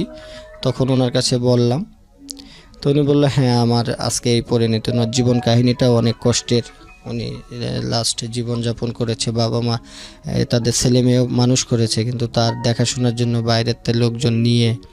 তো উনি আমার সাথে অনেক কষ্ট শেয়ার করছে যে দেখো আজকে তোমরা হয়তো বইতে আমার কথা পড়েছো, কিন্তু আমার বাস্তব জীবন হলো এই। তো ওনার কষ্টের কথা শুনে আমার একটু তখন যে নিজের এই কষ্টের কথাটা আমার মনে হলো না। ওনার ওষুধ টাইমলি খাওয়ানো, এটা সেটা দেখতাম। তো 4-5 দিন পরে ওই জায়গায় আমার কেন যেন মানে বন্দি একটা রুমের মধ্যে সারা দিন, আর ওনার ওই ওষুধপত্রগুলো হলো টাইম টু টাইম খাওয়াইতে হতো। তা আমি ওখানে ছিলাম না। ওখান থেকে যে বাসার থেকে একদিন বাইর হয়েছি পরে ওই জায়গাটা আর আমি চিনতে পারি নাই। ওনার বাসায় যে ফেরত যাব আর বাসাও খুঁজে পাই নাই। পরে আমি চলে আসি। আমি ওখান থেকে হাঁটতে হাঁটতে হাঁটতে হাঁটতে আমি চলে আসলাম হলো নিউ মার্কেট। নিউ মার্কেটে এসে তখন আমার কাছে অনেক টাকা পয়সাও নাই। তো কি করব তখন আমি একটা ওই যে মার্কেটে যে ভাত বিক্রি করে যেসব মহিলারা, ওনাদের সাথে এক মহিলার সাথে কথা বললাম যে খালা এরকম ভাত কত, কয় এত টাকা। আমি কয় এরকম, মানে আমার কাছে তো টাকা পয়সা নাই। কয় তাহলে তুই আমার কাছে কাজ করলে তোর থাকা খাওয়া আমি দিব। তো ওনার কাছে আমি তখন ওই যে ভাতের মাথায় করে বওয়ার জন্য ওনার কাজ করলাম। তো ভাত বইয়ে বেড়ানো এটা অনেক কষ্টের। মাথার উপরে 10টা 12টা এরকম টিফিনকার বাটি দিয়ে দিত, এটা বইয়ে সেই মার্কেটে তুলতে হতো, নিচতলা দোতলা, মানে যেখানে অর্ডার হতো সেখানে দিতাম। জি। তো যাক হাজার কষ্ট হইলেও সেগুলো আবার এটা বয়ে নিয়ে যাওয়া, আবার এই বাটি নিয়ে যাওয়া, বাটি নিয়ে গিয়ে আবার এগুলো ধোয়া, বাজার সদাই করা, সেগুলো আবার প্রতিদিনই এরকম 17-18 দিন আমি তার কাছে করেছি। এটা আমার নিউ মার্কেটে অনেক জায়গায়। তখন তো সব শহরটাই আমার কাছে অপরিচিত, তখন জানতাম না এটা কোন মার্কেট বা কি। কত সালের গল্প এটা আনুমানিক? এইটা হলো 2006 সালে। 2006 সালে, আজ থেকে 12 বছর আগের গল্প। জি। তো তখন হলো ভাত দিতাম। তো একদিন নিয়ে যেতে যেতে ওই ভাত, আমি খুব জ্বর ছিল আমার, তো ভাত নিয়ে যেতে যেতে আমার এটা এখন মনে আছে, ওই যে নীলক্ষেত মোড়টা পার হইতে গিয়ে আমার ভাতের বাটি কয়টা পড়ে গেছিল আর কি। তো খালা এসেও অনেক রাগারাগি করে আমার ওখান থেকে বাইর করে দেয়। তো তখন উনি আমার কোন টাকা পয়সাও দেয় নাই। তো আমার কাছে হয়তো কিছু 7-8 টাকা মতো এরকম, কম বেশি এরকম কিছু একটা টাকা আমার কাছে ছিল। তখন তো বাইর হওয়ার সুবাদে ওই যে এখানে মার্কেটে যখন ভাত টাত দিতাম, তো তখন যারা কিছু আমরা এসব বিক্রি করে তাদের সাথে আমার মোটামুটি একটা পরিচয়, ভাত দেওয়ার সময় কৌতূহল ছিল মানুষের ভিতরে জানার। তো তখন আমি তাদের সাথে কথাবার্তা বলতাম। তো ওখানে একটা ছেলের কাছ থেকে একটা আমড়া কিনলাম। কেনার পরে আমি কই এরকম আমি তো এই কাজটা করতাম, কাজটা তো চলে গেছে। আমি তো ওই কাজটা করার পরে ওই খালা বাইর করে দেওয়ার পরে আমার তখন আর টাকা পয়সা ছিল না। প্রায় 3 দিন আমি হলো মানে শুধু পানি খেয়ে খেয়ে, ওই যে এখানে এখন চন্ডিমা মার্কেটটা আছে আর কি, ওই পাশে একটা আছে গোলচক্কর, ওখানে ওই অজু করতাম, অজু করতে গিয়ে শুধু পানি খাইতাম, পানি খেয়ে মসজিদে নামাজ পড়তাম। তার খুব কান্নাকাটি করতাম। হয়তো কোথার থেকে যেন আমার সব কিছু হারিয়ে গেল। তখন শুধু মানে ইয়ে ছিল যে আমি কোনো একটা পরিচিত মানুষ যদি আমি পাইতাম, হয়তো তারা হয়তো আমাকে সহযোগিতা করবে। ওই সময় কি পড়াশোনা স্টপ করে দিলেন? হ্যাঁ, তখন তো পড়াশোনা এসএসসির পরের ঘটনা? হ্যাঁ, এসএসসি পরে। তখনও রেজাল্ট হয়নি? না, রেজাল্ট হয়ে গেছে। এসএসসি তো তখন শেষ করেই আমি ঢাকাতে আসছি। আচ্ছা আচ্ছা আচ্ছা। তো তখন হলো ওখানে 3 দিন আমি প্রায় পানি খেয়ে খেয়ে আমি জীবনযাপন করছি। আর তখন এই 3 দিন আমি পানি খেয়েই থাকি। আর প্রচণ্ড ক্ষুধার্ত অবস্থায় পানি খাইলে অনেক বেশি কষ্ট লাগে, পেটের ভিতরে ব্যথা করে। তখন আমি ওই এখানে যে ওই খালার কাছ থেকে চলে আসার পরে যখন এই 3 দিন, তখন আমি ওই চন্দ্রিমা সুপার মার্কেটে সিঁড়ির নিচ দিয়ে ওই তখন বুটিক্সের কাজ করতো, বড় বড় টেবিল থাকতো। জি। তো আমি সন্ধ্যার আগে কি করতাম যে ওই টেবিলের নিচে ঢুকে থাকতাম, যে আমার ঘুমানোর একটা জায়গা আর কি। ওই টেবিলের নিচে বড় বড় পর্দা দেওয়া থাকে, ওখানে কেউ দেখতো না। তো ওখান থেকে আর বার হইতাম না। তো 3-4 দিন এরকম থাকতে থাকতে একদিন হলো ওই শপিং মলের যে মালিক ছিল উনি একদিন মনে হয় সকালে এসে আমাকে দেখছে যে আমি শুয়ে রয়েছি। পরে দারোয়ানরা অনেক বকাবকি করলো যে এখানে সে শুয়ে থাকে, তোমরা কিভাবে ইয়ে করো। তো দারোয়ানও হয়তো তখন আমাকে একটা বাড়ি মারছে, মাইরা বাইর করে দিয়েছে যে তোর যাতে মার্কেটের আশপাশে আর না দেখি। তো তখন আমার ওই যে ড্রেস কোড কিন্তু একটা ছিল, একটা গেঞ্জি আর ট্রাউজার ছিল আমার, ওইটাই থাকতো। হ্যাঁ, ওখানে গোসল টোসল করতেন কোথায়? গোসল করতাম তখন আমার একটা গামছা কিনছিলাম, আর ওই যে ভিতরে এক জামা ওই গোসল করেই ওইটাই ধুয়ে আবার ওইটাই গায়ে দিতাম, ওখানে শুকাইতো, এইভাবে ইয়ে করলাম। তো এইটা ধরা খাওয়ার পরে আমার আর ওই মার্কেটে দেখলে দারোয়ানরা তখন আর আশপাশে ঢুকতে দিত না। তো তখন হলো ওই যে ছেলে আমরা বেছে ওর কাছে ইয়ে হইলো যে এরকম এরকম, আমি তো কি করব। তো বললো যে তুই আমরা বেচতে পারলে তুই, আমার এক বড় ভাই আছে এখানে, চল তার কাছে তোরে লই যাই, উনি আমাকে টাকা তো নাই, কই বিক্রি টিক্রি করলে টাকা উনি সব দিবে, উনি দিবে। তো ওনার কাছে যখন ও নিয়ে গেল, তো কইতেছে কাজ তো করবি নাকি চলে যাবে? না ভাই, কাজ করব, আমি খুব ক্ষুধা লাগছে, আমি খাইটাই নাই। তোরে খাবার টাবার দেবে, একটা কাজ করতে হবে, আমার কাছে কিছু জিনিস আছে, এটা এক জায়গায় রেখে আসতে হবে। আমি কই ঠিক আছে ভাই, আমি রাখবো, আগে আমি খুব ক্ষুধার্ত, আমি খাই নাই, নাহলে একটু যদি খাইতে দেন। তো উনি আমাকে একটা হোটেল ওই ভিতরে নিয়ে গিয়ে আমাকে খাওয়াইলো। খাওয়ানোর পরে আমাদের হাতে কি একটা টুপলা জাতীয় জিনিস দিল, সেইটা আমরা দুইজন মিলে কামরাঙ্গীর চর নাম বুঝে অমুক জায়গায় এরকম ইয়েতে ওখানে গিয়ে দেখলাম যে ওইটা যখন দিলাম সেই জায়গায় দেখি যে ওই মহিলারা বিড়ি টিড়ি খায়। এটা দেখে তো আমার খুব, আমি গ্রাম থেকে আসছি, মহিলারা বিড়ি খায়, আমার কাছে এটা যেন একটু কেমন মনে হলো যে এটা তাহলে কেমন জায়গা। তো ওদের কাছ দিয়ে আসার পর ওরা আমার ওই সে তো তখন আমার বন্ধুই হয়ে গেছে। পরে বললাম কী রে এটা কী? পরে বললো এইটা তো জানার দরকার নেই, চল আমাদের টাকা দিব, আমরা গিয়ে টাকা নিই। তো সারা রাস্তা ভাবতে ভাবতে আসলাম এটা কী দিলাম, আর মহিলারা বিড়ি খাচ্ছে, এইটা আমার একটা খুব কৌতূহল, তাহলে মনে হয় জায়গাটা ভালো না। তো পরে এসে আমি ওরা জিজ্ঞেস করলাম যে এটা মনে হয় খারাপ কিছু দিছে। খারাপ হোক আর ভালো হোক তোর বোঝার দরকার নেই, চল টাকা দেবো। তো উনি আসার পরে আমাদের দুইজনকে 20-20 টাকা করে দিল। তো পরে ওরে আমি বললাম যে আমি আর এনার কাছে কাজ টাজ করবো না, আমি নিজেই আমরা কিনে এনে যদি বেচবো। আমরা কিনে এনে তুমি বেচতে পারবো না, এটা ওদের একটা সিন্ডিকেট আছে। আমাকে আমি যদি কিনে আনি সমস্যা কী? দেখো তুমি বেচতে পারো কি না। তো তার সাথে আমি বললাম দেখি আমি পারি কি পারি না। তো আমরা কিনে নিয়ে এসে ওখানে বিক্রি করার জন্য চেষ্টা করলাম। তো দেখলাম যে পোলাপান দিয়ে আমরা টামড়া সব ফেলে টেলে দিল, ভেঙে টেঙে ফেললো। তো ঢাকা শহরে যেখানেই হোক, একটা যদি কেউ ভিক্ষাও করতে যায় বা এটা তাদের কিন্তু একটা সিন্ডিকেট থাকে। তো যাক উনি আমাকে চর থাপ্পড় মেরে ওই জায়গার থেকে যে এই এরিয়ার মধ্যে নিউ মার্কেটের মধ্যে যাতে তোর আমি আর না দেখি। তো যাক ওখানে আর আমার থাকা হলো না, ওখান থেকে আমি ইয়ে করে দেখি যে অন্য জায়গায় চলে যাব। তখন যে হাঁটতে হাঁটতে কোথায় গেছি, গিয়ে দেখি যে ওই সে আবার কমলাপুর স্টেশন। তো কমলাপুর স্টেশনে পরে ওই জায়গায় ওই যে টিএনটি মাঠগুলো আছে, ওখান থেকে হাঁটতেছি কাঁচা বাজারের সামনে। তখন তো আসলে নিরুদ্দেশ, যেদিকে যায় হাঁটতে হাঁটতে যেদিক মন চায় সেদিকে চলে যাব। তো ওখানে গিয়ে ওই জায়গায় তো অনেকগুলো আবাসিক হোটেল আছে। তখন আমি বললাম যে হোটেলে যে একটা কাজের সুযোগ থাকে, এইটা তো আমার একটু অভিজ্ঞতা আছে, কারণ আমি আগে একটা করেছি। তো ওখানে হোটেল আল বেলাল নামে একটা হোটেল আছে একদম টিএনটি মাঠের সামনে। তো ওখানে গিয়ে আমি বললাম ম্যানেজারে যে ভাই আমার কি কাজ দেওয়া যাবে? না কাকা, অনেক জায়গায় ঘোরাঘুরির পরে ওখানে 7-8টা হোটেল ঘোরার পরে হোটেল আল বেলাল মানে মালিকটা বসা ছিল সন্ধ্যার পরে। তা আমি যাওয়ার পরে তো আমার পোশাক পরিচ্ছদ তো বেশি একটা ভালো না, তো বললো যে আমি কয় লেখাপড়ার জন্য, আমি কিছু জানি। তো উনি একটা ছোট দিল যে এটা পড়ো, তো পড়লাম। আচ্ছা ঠিক আছে, তুমি তো এখানে তো হোটেলে তো কাজের টাকা বেশি না। আর স্যার আমার শুধু থাকা খাওয়া হইলেই হবে, আমার টাকা লাগবে না। তো উনি বললো যে ওরা একটা কাজ করো, ওর তো আছে লেখাপড়া কম বেশি জানে, ওরা আমাদের অফিসের পিয়ন হিসেবে রাখো। তো পিয়ন হিসেবে রাখলাম। তো প্রতিদিনই ওই একটা ড্রেস পরি, রুমের মধ্যে ওইটাই ধুই, ওইটাই গায়ে দিতে। মালিক করে যে কি তোমার ড্রেস নাই? বললাম যে না, আমার ড্রেস নাই।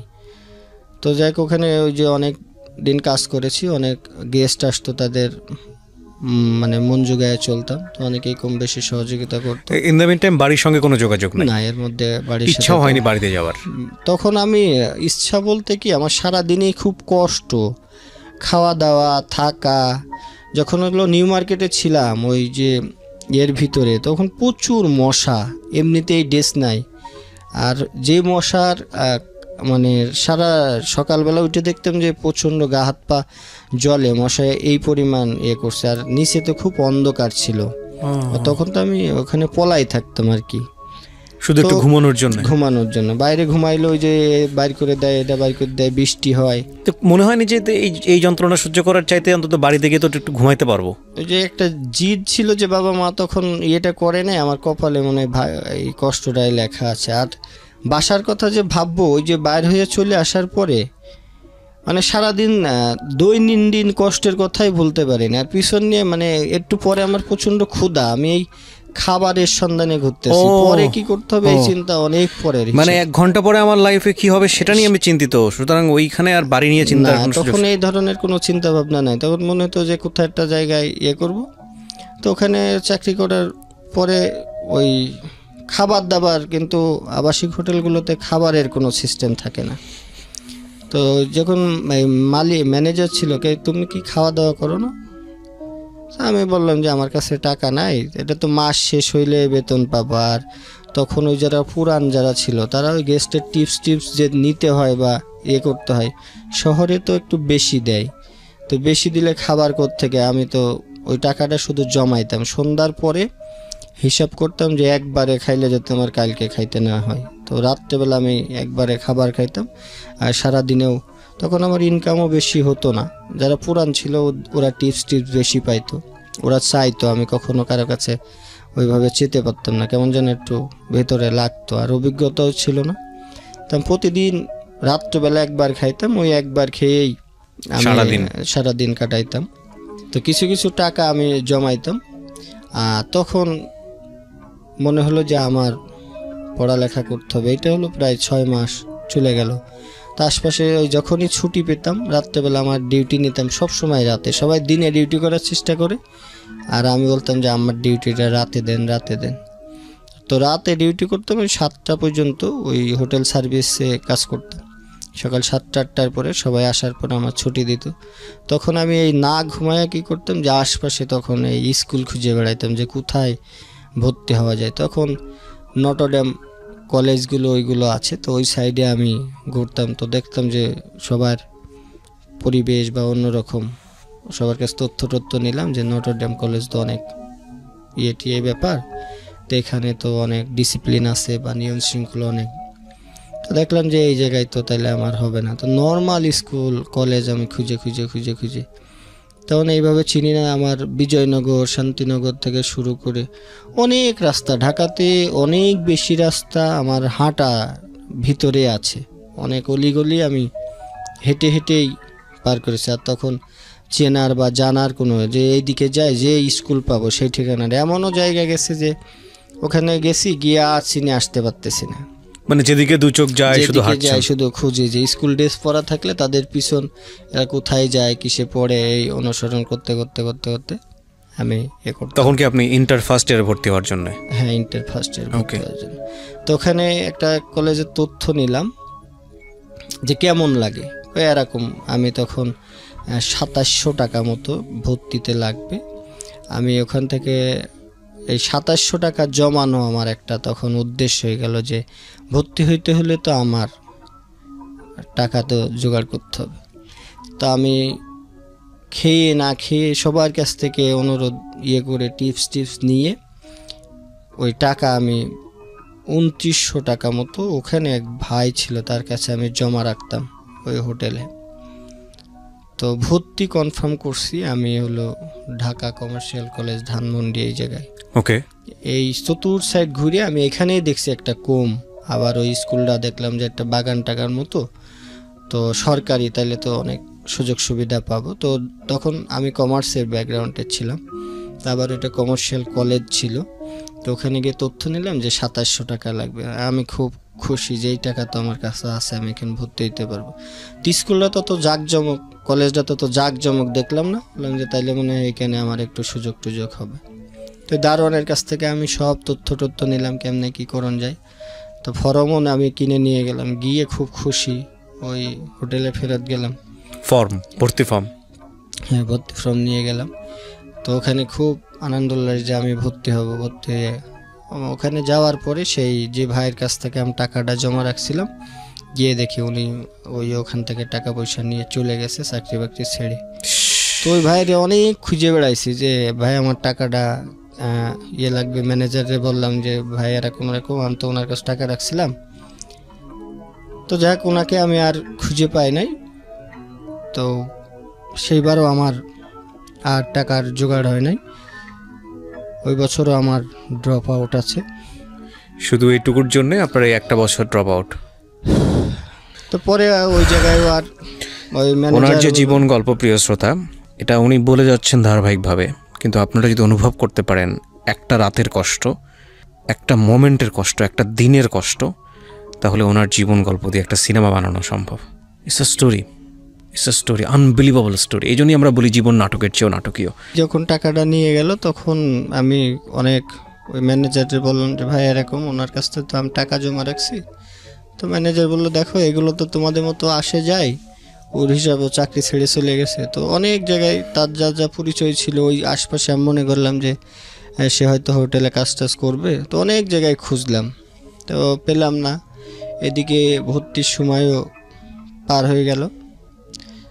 তো মনের কষ্টে ওই হোটেলের ওইদিকে কাজটা ছেড়ে দিয়ে যে আমার তাহলে তো আর কোথায় ডেট আছে দেখলাম যে তখন সবগুলোই ডেট 2-5 দিনের মধ্যে সবগুলো কলেজেরই ভর্তির সময় শেষ হয়ে যাবে। তো যাক, সে বছর আমার আর ভর্তি হতে পারলাম না, টাকাও আর জোগাড় করতে পারি নাই। পরে আমি ওই জায়গা ছেড়ে আমি চলে গেলাম যে না, এইটাতে 10 টাকা 5 টাকা দিয়ে আমার আসলে হচ্ছে না, আমার টাকাটা জোগাড় করতে হবে। তো নয় 3,000 টাকা 2700 টাকা আমার কাছে একটা চ্যালেঞ্জ মনে হলো। তো তখন আমি চলে গেলাম ওই জায়গার থেকে করে বাদামতলি, যে ওই ফল টল ভ্যানে টেনে করে দিলে আমি কিছু টাকা পাবো।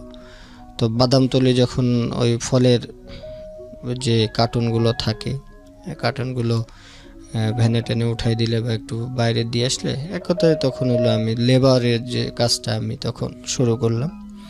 তো ওখান থেকে কাজ টাজ করার পরে অনেক দিন, প্রায় 1,000-2,000 টাকা। তো এর মধ্যে এই যে ঘুমানোর যে বিষয়গুলো ছিল, এগুলো হলো রাত্রে কিন্তু অনেক ঢাকা শহরে আমি অনেক হেঁটে কাটাইছি। যে ঘুমানোর জায়গা নাই, যে কোনো জায়গা দাঁড়াইলে বা একটু সুযোগ পাইলে যেখানে ঘুমাইলে এটা হয়তো উঠাই দিছে। তো বাদামতলি যখন কাজ টাজ করি তখন একজনের সাথে হলো যে তুমি এই কাজটা না করে তুমি একটা ব্যবসা করো। তো ব্যবসা আমি কিভাবে করবো? এই যে ফল নিয়ে তুমি যদি বেচো তাহলে তোমার তো টাকা নাই। তো তখন উনি ওই যে কাজ করলাম কিছুদিন, কাজ করার পরে সদরঘাটে আমার কিন্তু অনেক দিন আমার ঘুমানোর আছে। সদরঘাটে কোথায় ঘুমাতেন? স্টেশনের এই ইয়েগুলোতে, মানে যেখানে একটু সুযোগ পাইতাম যে ফাঁকা জায়গা, এই জায়গায় কেউ কিছু বলবে না, তাহলে সেখানে থাকি। হয়তো কিছুক্ষণ পরে বকাঝকা করলে উঠে চলে গেছি। তো টাকাগুলো তখন আমি এই প্যান্টের যে ভাঁজ থাকে, আর রাত্রেবেলা থাকলে আমাদের কাছে ওই ছিনতাইয়ের বিষয়গুলো 2-3 জন ধরে টাকা পয়সা নিয়ে নিত। তখন আমি ওই প্যান্ট এই বেল্টের নিচ দিয়ে একটা কেটে ওর ভিতরে যে ডাবল সেলাই থাকতো ওর ভিতরে আমি গুছাই রাখতাম, প্যান্টের নিচে যে ভাঁজ থাকে এইটার ভিতরে টাকা ঢোকা রাখতেন। হ্যাঁ, তখন রাখতাম যাতে আর সারাদিন মনে করেন যে যাই হোক আমার ওই টাকার প্রতি একটা থাকতো, যে টাকা জমাতে হবে আমাকে ভর্তি হওয়ার জন্য। 700-800 টাকা যখন হলো তখন আমি 1 কার্টন ওই যে আপেল নিয়ে একজনের কাছ থেকে পাল্লা টাল্লা কিনে আমি তখন ব্যবসার জন্য, এখন ওই এলাকায় তো হবে না, তখন চলে আসলাম এই যে শহীদ সরোয়ার্দী মেডিকেল কলেজের এই সামনে। তো ওখানেও দেখলাম যে এক ধরনের, এখানে বসলে উঠাই দেয়, এখানে বসলে উঠাই দেয়, করতে দেয় না। এই জায়গায় চলে আসার উদ্দেশ্য হলো এই যে কলেজটা আমার আশপাশে আছে, আমি যা কিছু করব, যেহেতু এটা ধানমন্ডির ওই যে কমার্শিয়াল কলেজটা, তখন যে এই আশপাশেই আমার একটা অবস্থান করতে হবে, আর প্রতিদিন ওই কলেজের খোঁজ রাখতাম, আবার কবে ফর্ম ছাড়বো, এভাবে যাক তখন টাকা পয়সা কিছু, আমি ওখানেও ফলের দোকানদারি করেছি, ফল বিক্রি করছি, ওখানে চার দোকানদারি করছি। তো দিন রাত পরিশ্রম করতে করতে আমার পুরা জন্ডিস হয়ে যায়। জন্ডিস যখন হয়ে গেল তখন ওই যে ডাব পড়া, কেউ কবিরাজি বুদ্ধি দেয়, এইটা বুদ্ধি দেয়, ওখানে থাকতে থাকতে তখন কয়েকজনের সাথে পরিচয় হয়েছে। তো আমার এই যে 2 হাত এখনো কাটা আছে, তো কবিরাজের বুদ্ধিতেই আমার 2 হাত কাটতে হয়েছে যে জন্ডিস নামাবে। আমার এই যে 2 সাইডে এখনো কাটা, কিন্তু এই যে আপনার শরীর থেকে জন্ডিস নামাবে। হ্যাঁ, জন্ডিস কবিরাজের বুদ্ধিতে কাটতে হয়েছে। হ্যাঁ, হলুদ হয়ে গেছে। আচ্ছা। তো তখন ওই যারা বুদ্ধি দেয়, কেউ ডাব পড়া দেয়, কেউ গাছ বেঁধে দেয়, বেঁধে দিলে আমার 72 ঘন্টার মধ্যে জন্ডিস ভালো হয়ে যাবে। তো জন্ডিস আর ভালো হয় না। এখন ওই যে 7 রাস্তা এখানে এক কবিরাজ ছিল, উনি হাতে গাছ বেঁধে দিবে। গাছ বেঁধে দিলে আমার 2 হাত একদম মাংস খসে যাওয়ার মতো অবস্থা। এই যে 2টা এখনো কিন্তু স্পট আছে, হ্যাঁ, 2 পাশে দেখতে পাচ্ছি। তো এই 2টা স্পট 2 বার বাঁধলো যে তোমার জন্ডিস অনেক বেশি হয়ে গেছে, এটা তোমার একটাতে হবে না, 2টা বাঁধতে হবে। তো 2টা বাঁধলাম, প্রচুর যন্ত্রণা করে। তো তারপরে জন্ডিস ভালো হলো না, তো বললো যে আমার দ্বারা এটা হবে না। তো মোহাম্মদপুর তাজমহল রোডে ওখানে একজন ডাব পড়া দেয়, তার কাছে গেলাম। তো যে যেখানে যাইতে বলে সেখানেই আমি যাই, আমার জন্ডিস আর ভালো হয় নাই।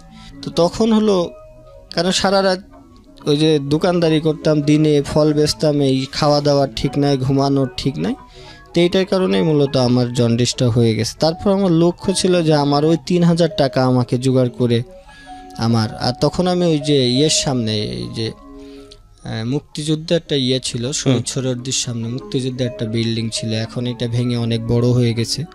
ওইটার পাশেই আমি কিছুদিন একটা বক্স মতো করে কাঠ দিয়ে একটা বড় 3-4 হাত জায়গা মতো নিয়ে, তো যাই হোক তখন আমার কিছু টাকা হয়েছিল, তো একটা বক্স মতো করে ওই ফল টল যে রাখতাম, আর ভিতরে কাউকে জানাইতে দিতাম না, রাত্রেবেলা চুপ করে ওই বক্সের ভিতরে গিয়ে আমি ঘুমাই থাকতাম। তো এখানে ঝড় বৃষ্টি যাই হোক, উপরে তিরপল দেওয়া আমার, তো ওখানে ফলের ব্যবসা করতাম। তো কিছুদিন ওই যখন একটা দোকান দিলাম তখন জায়গাটা আবার মানুষের নজরে পড়লো, তখন এই দখল নিয়ে নেয়, ও দখল নিয়ে নেয়, মুক্তিযোদ্ধারা এখান থেকে পোলাপান এসে যে দোকানকে চালায়, এটা টাকা দিতে হবে এরকম। তো আমি বললাম যে ভাই এরকম আমি তো করি না, এখানে দোকান করতে হলে টাকা দিতে হবে। তখন একটা নির্ধারিত ছিল যে এই টাকাটা, তাও আমি দিয়েছি। তো কিছুদিন পরে ওইগুলো পুলিশে ভেঙে টেঙে দিল। তা আমার সব চালানটা যেটা গুছাইছিলাম তখন ওই দোকানটার মধ্যেই সব ছিল, তো পুলিশে ভেঙে দিল, ফল টল ওখান থেকে নিয়ে চলে গেল। তখন আবার আমি শূন্য হয়ে গেলাম। তো তখন জীবনের গতিপথটাই যে না, এইভাবে তো আসলে আর, মানে তখনও আপনি ইন্টারমিডিয়েটে ভর্তি হতে পারেননি? না, তখন তো ওই যে টাকা মেরে দেওয়ার পরে তো আমার আর সুযোগ হয় না। এখন এই আশপাশেই রয়েছি। তো ফলের দোকান ওইগুলো যখন ভেঙে দিল তখন আর আমার হলো না, মনটা খুব খারাপ হয়ে গেল যে এখন কি করব। তখন একটা এই যে ফার্ম গেটের এই জায়গায় একটা স্টুডিওতে আমি কাজ নিলাম। তো স্টুডিওতে কাজ নিলে তো উনি আমার বেতন ধরলো তখন 1600 টাকা। তা 1600 টাকা নিজের খাইতে হবে, থাকতে হবে। তো তারপরেও যেহেতু এখন আর পুঁজিপাটা নাই, তো কি করব, তখন ওই সাইডে খুব কমের মধ্যে একটা সিট ভাড়া নিলাম, ওই যে গিয়ে দেখলাম যে ওই মালিকরে বললাম যে আমার তো থাকার জায়গা নাই, কেমনে কি করব। বললো তুমি এই যে এই এলাকা পানে যাও, এই এলাকায় গেলে সিট ভাড়া পাবা। তো সব সিট ভাড়া দেখি বেশি বেশি বেশি। তো তখন ওই গার্মেন্টসে যেসব ছেলেমেয়েরা থাকে তাদের সাথেই এটা একটা সিট নিলাম, 300 টাকা ভাড়া। জি 300 টাকা না 280 টাকা যেন একটা রুমের সিট ভাড়া। তো ওখানে থাকি, এই জায়গাতে কাজ করি। তো ওখানে তখন কম্পিউটার ওনারা সবাই ইউজ করে। আমার তো অফিসে তখন আমি ওই অফিসে যা সার্ভিসম্যান হিসাবে কাজ করছি। তো তখন কম্পিউটারটার প্রতি আমার খুব নেশা, যারা কি করে না করে আমার একটু দেখতে। তো ওখানে কাজ করি আর ওখানে গিয়ে থাকি। এই খাওয়া দাওয়ার বিষয়টা কিন্তু দীর্ঘদিনই আমার রয়েছে। তো এক সপ্তাহ যাইতে না যাইতে মানে বিকাল হইলে আমার খুব কষ্ট লাগতো, মানে ক্ষুধায়। যে তখন মালিককে বলতাম যে আঙ্কেল নাস্তা আনবেন না, নাস্তা আনবেন না। তো মালিক একদিন অনেক চিল্লাছিল, এই নাস্তার সময় হইলে নাস্তা, তোমার কারো কোনো মাথা ব্যথা নেই, তুমি নাস্তার বেলায় চিল্লাচিল্লি করো।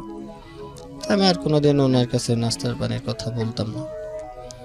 তো সারাদিন তো ওই জায়গায় গিয়ে থাকি। তো ওখানে যে রান্না হতো মেসে, আমি বলতাম যে না আমি মেসে খাবো না, আমি বাইরে খাবো। তো ওই সিট ভাড়া দিতাম, কিন্তু খাওয়ার বিষয়টা আমার অনিশ্চিত ছিল, হয়তো কলা রুটি খেয়ে আমি দিন কাটাচ্ছি। তো একদিন হলো কম্পিউটার ধরছিলাম। তো কম্পিউটার ধরার পরে যে আন্দাজে ক্লিক করতে করতে যে ডেস্কটপের যে আইকনগুলো থাকে, ওইটা আইকন হিডেন যে অপশনটা রয়েছে, ওই অপশনটায় ক্লিক হয়ে গেছে, দিয়ে এখন আর ডেস্কটপে কিছু দেখা যাচ্ছে না। আমি তো ভয়তে অনেক শেষ। ওখানে যে কম্পিউটার অপারেটর ছিল ওই ভাইরে কইতেছে যে ভাই এরকম এরকম, আমি তো কম্পিউটারে হাত দিছিলাম, এখন কি যেন কিছু লেখা টেখা নাই।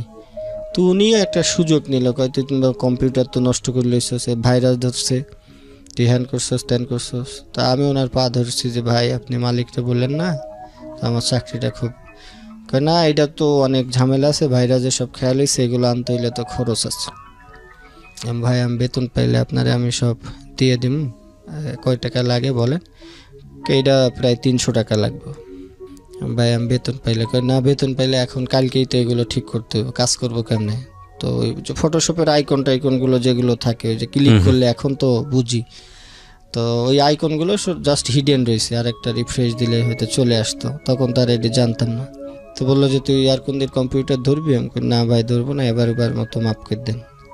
ঠিক আছে আমি 300 টাকা দিচ্ছি, দিয়ে এটা ঠিক করে আনতেছি, তুই মালিকের কাছ থেকে টাকা নিয়ে আমার আজকে কালকের মধ্যে। তো মালিকেরকে অনেক রিকোয়েস্ট করে যে আঙ্কেল আমার 300 টাকা লাগবে। তো কয় তুমি কাজ করছো কয়দিন, টাকা তো এইভাবে অ্যাডভান্স দেওয়া যাবে না। তো মালিকও দেয় না, ওনারও বলি যে ভাই আপনি একটু, আমি তো টাকা দিয়ে কম্পিউটার ঠিক করছি। তো উনি যা কি ঠিক করে আর একজনকে ডাক দিল, এটাই তো বন্ধুরে অন্য কাজের জন্য ডাক দিছে, কিন্তু আমারে বলছে যে এটা ঠিক করার জন্য ডাক দিছে। তো উনি আমার কাছ থেকে 300 টাকা ওই সময়, আমি 17-18 দিন পরে যখন টাকা পাই ওনাকে দিছি। দেওয়ার পরে আর আমি কোনো দিন কম্পিউটার ধরি নাই। তো তখন আমার মনে হলো যে এই কম্পিউটারটা আমার শিখতে হবে। তো এখন 9টায় আমার ডিউটি হয় ওই স্টুডিওতে, আর এদিকে স্টুডিও উনি মাঝে মাঝে ভিডিও করতে পাঠায়, এটা করতে পাঠায়। তো ডিউটি ছিল সকাল 9টার থেকে রাত্র 10টা পর্যন্ত দোকান খোলা থাকবে। এরপরেও আমার উনি 10টা-11টা পর্যন্ত আমাকে খাটাইছে। তো খাটানোর পরে তখনও কিছু মনে করি নাই। তখন মনে হতো যে কম্পিউটারটা জানলে ওই যে অপারেটর ভাইয়ের যে বেতন, তখন ওই অপারেটরের বেতন ছিল মানে 2800 টাকা, 2800 বা 3200।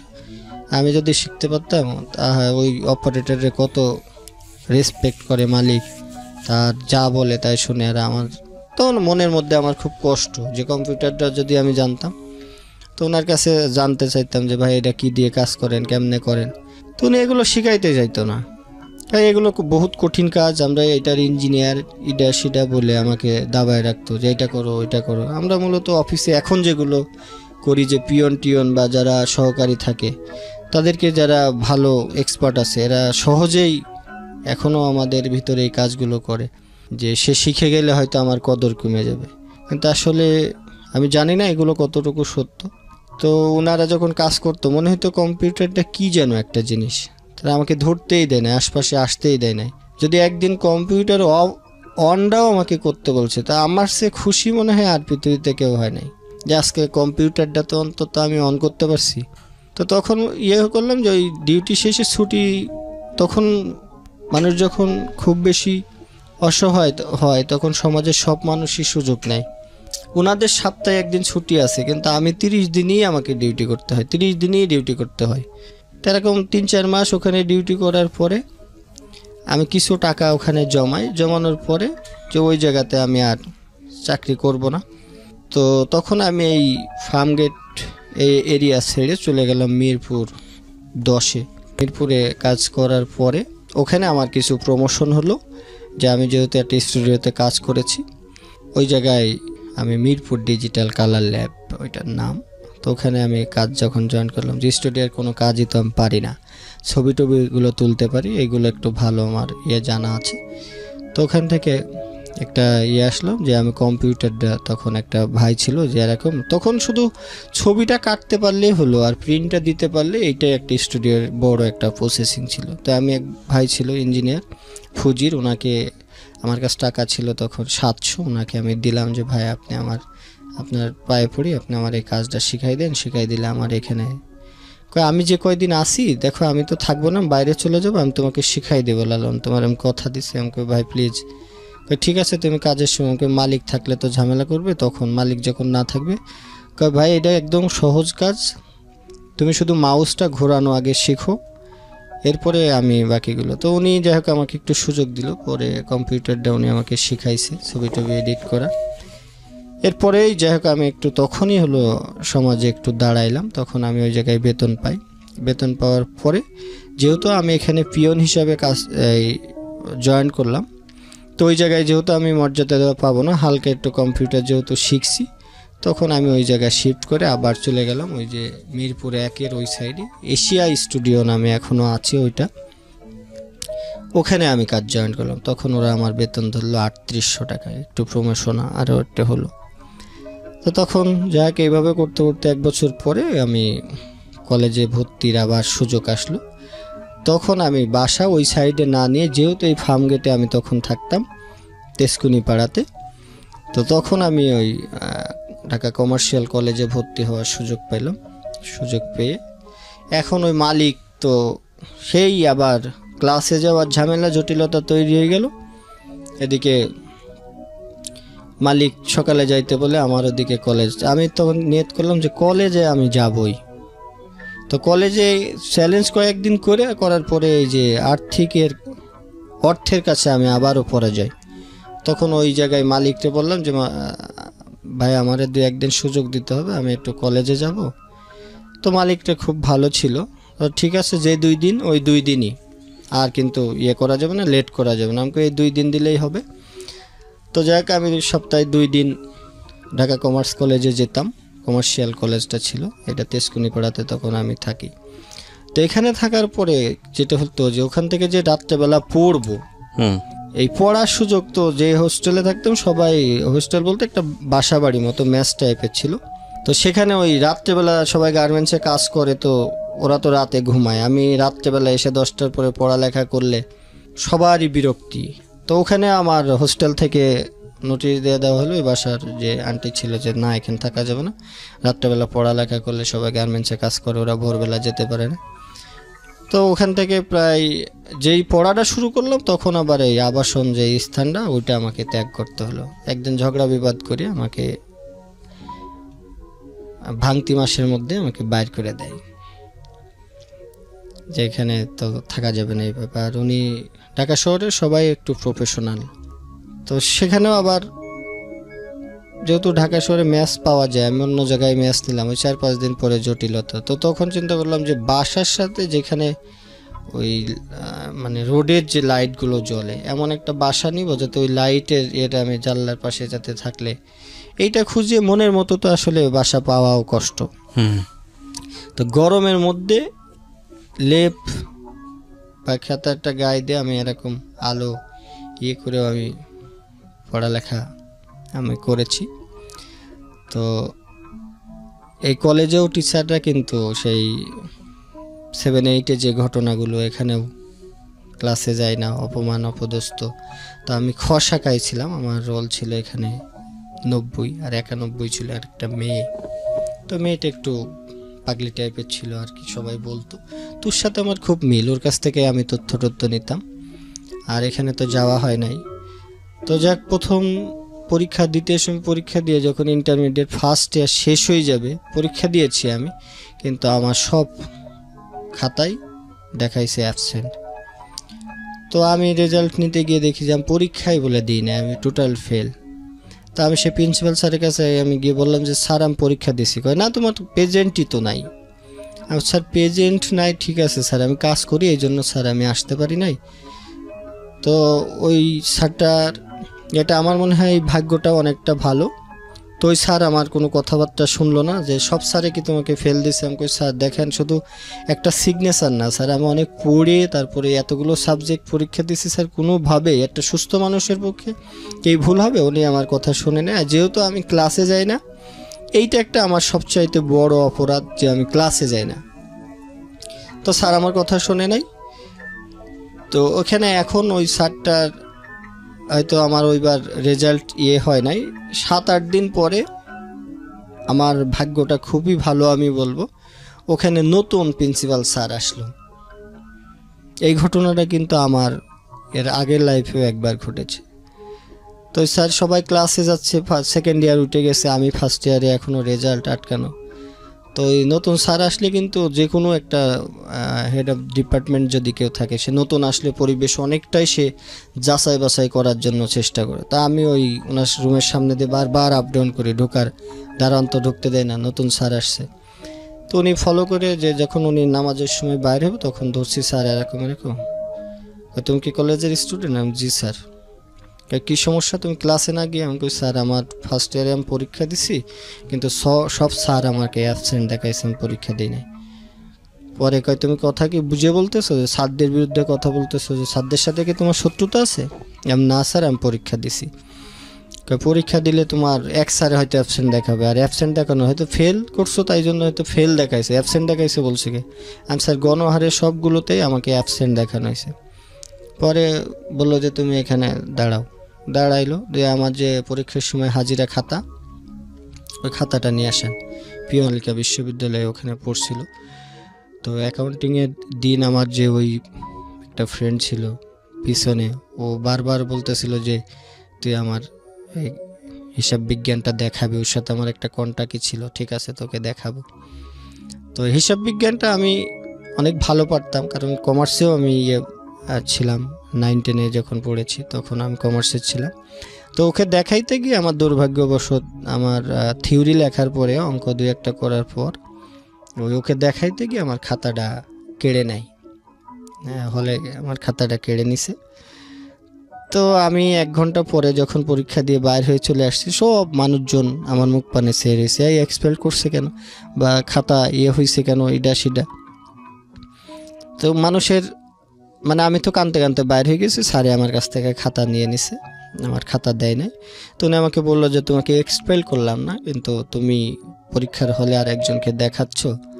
তো আমি কানতে কানতে বাইর হয়ে গেলাম, চলে গেলাম 1 ঘন্টার ভিতরে। তখন তো চতুর সাইডে গার্ডিয়ানরা থাকে, মানুষের অনেক রকম প্রশ্ন, মনে হয় নকল করতে গিয়ে ধরা পড়ছে, করতে গিয়ে ধরা পড়ছে, ও করতে গিয়ে ধরা পড়ছে। তো তারপর যাক, ওখান থেকে বাইর হইলাম, রেজাল্টটাও অন্যান্য পরীক্ষাগুলো দিলাম চুপচাপ। যে দেওয়ার পরে তখন আমার এই হলো 2009 সালে আমার ইন্টারমিডিয়েট শেষ হলো। তখন আমার 2টা ডিগ্রি অর্জন হয়ে গেল। এরপর থেকে আমি মানে যে পিছনের যে পারিপার্শ্বিক অবস্থানগুলো চিন্তা করলাম, করার পরে আমি এই পথ শিশুদের নিয়ে আমি তখন কাজ করা শুরু করলাম। তখন যে টাকাটা পাইতাম তার অধিকাংশই আমি এই পথ শিশুদের, তখন মনে হতো যে এত কিছু করে, আমি তো এখন ইন্টারমিডিয়েট পাস করছি, আমি তো সমাজে এখন যে কেউ আমাকে একটা শিক্ষিত ছেলে বলবে, আমাকে আর নেগলেক্ট করার কোনো সুযোগ নাই। আমি সবার কাছে গিয়ে বলতে পারবো যে আমি পাস করছি, যেহেতু আমার 2টা ডিগ্রি অর্জন হয়ে গেছে। তো তখন আমি এই পথশিশুদের নিয়ে কাজ করার চেষ্টা করলাম, যে ওদেরকেও যদি, এর ভিতরে অনেক ধরনের অপরাধ রয়ে গেছে যারা মানুষ, আমি এর ভিতরে হয়তো বলতে ভুলে গেছি যে একদিন ওই রোডে থাকার কারণে আমাকে চোর সাব্যস্ত করে আমি প্রায় 3 দিন একজনের বাসায় আমাকে আটকায় রেখে অনেক মারধর করছিল। সেটা সামান্য ফলের দোকানই ছিল, যে আমি ওই যে ঘুমাইতাম তো ফল হারিয়ে গেছিল, তো সে মনে করতো যে আমি হয়তো, যেহেতু আমার দোকান ছিল, আমি মনে হয় চুরি টুরি করছি। তো সেটা হয়তো তাদের অনেকে বোঝানোর চেষ্টা করছি। আর সবসময় কি করতাম, যে আমার পিছনের আমার কোনো ক্লাসে আমার বন্ধুবান্ধবরা কিন্তু আমার এই ধরনের অবস্থার কথা, আমার ড্রেসের কথা বা আমার খাওয়া দাওয়ার কথা বা আমার থাকার জায়গা নেই, কোনো দিন কারো কাছে আমি শেয়ার করি নাই এই কারণে যে তারা অনেক বেশি ছোট ভাববে। তো ইন্টারমিডিয়েটটা পাশ করার পরে যখন আমি পথশিশুদের নিয়ে কাজ করতাম, তখনও মানুষ অনেক ধরনের কথা বলছে, যে নিজেই তো করতে পারেন, এইটা আবার কি। তো তখন আমি তেজকুই পাড়ায় এই জায়গায়, ওই যে বস্তির ভিতরে ফার্মগেট, আনোয়ারা পার্ক, এখানে করলাম,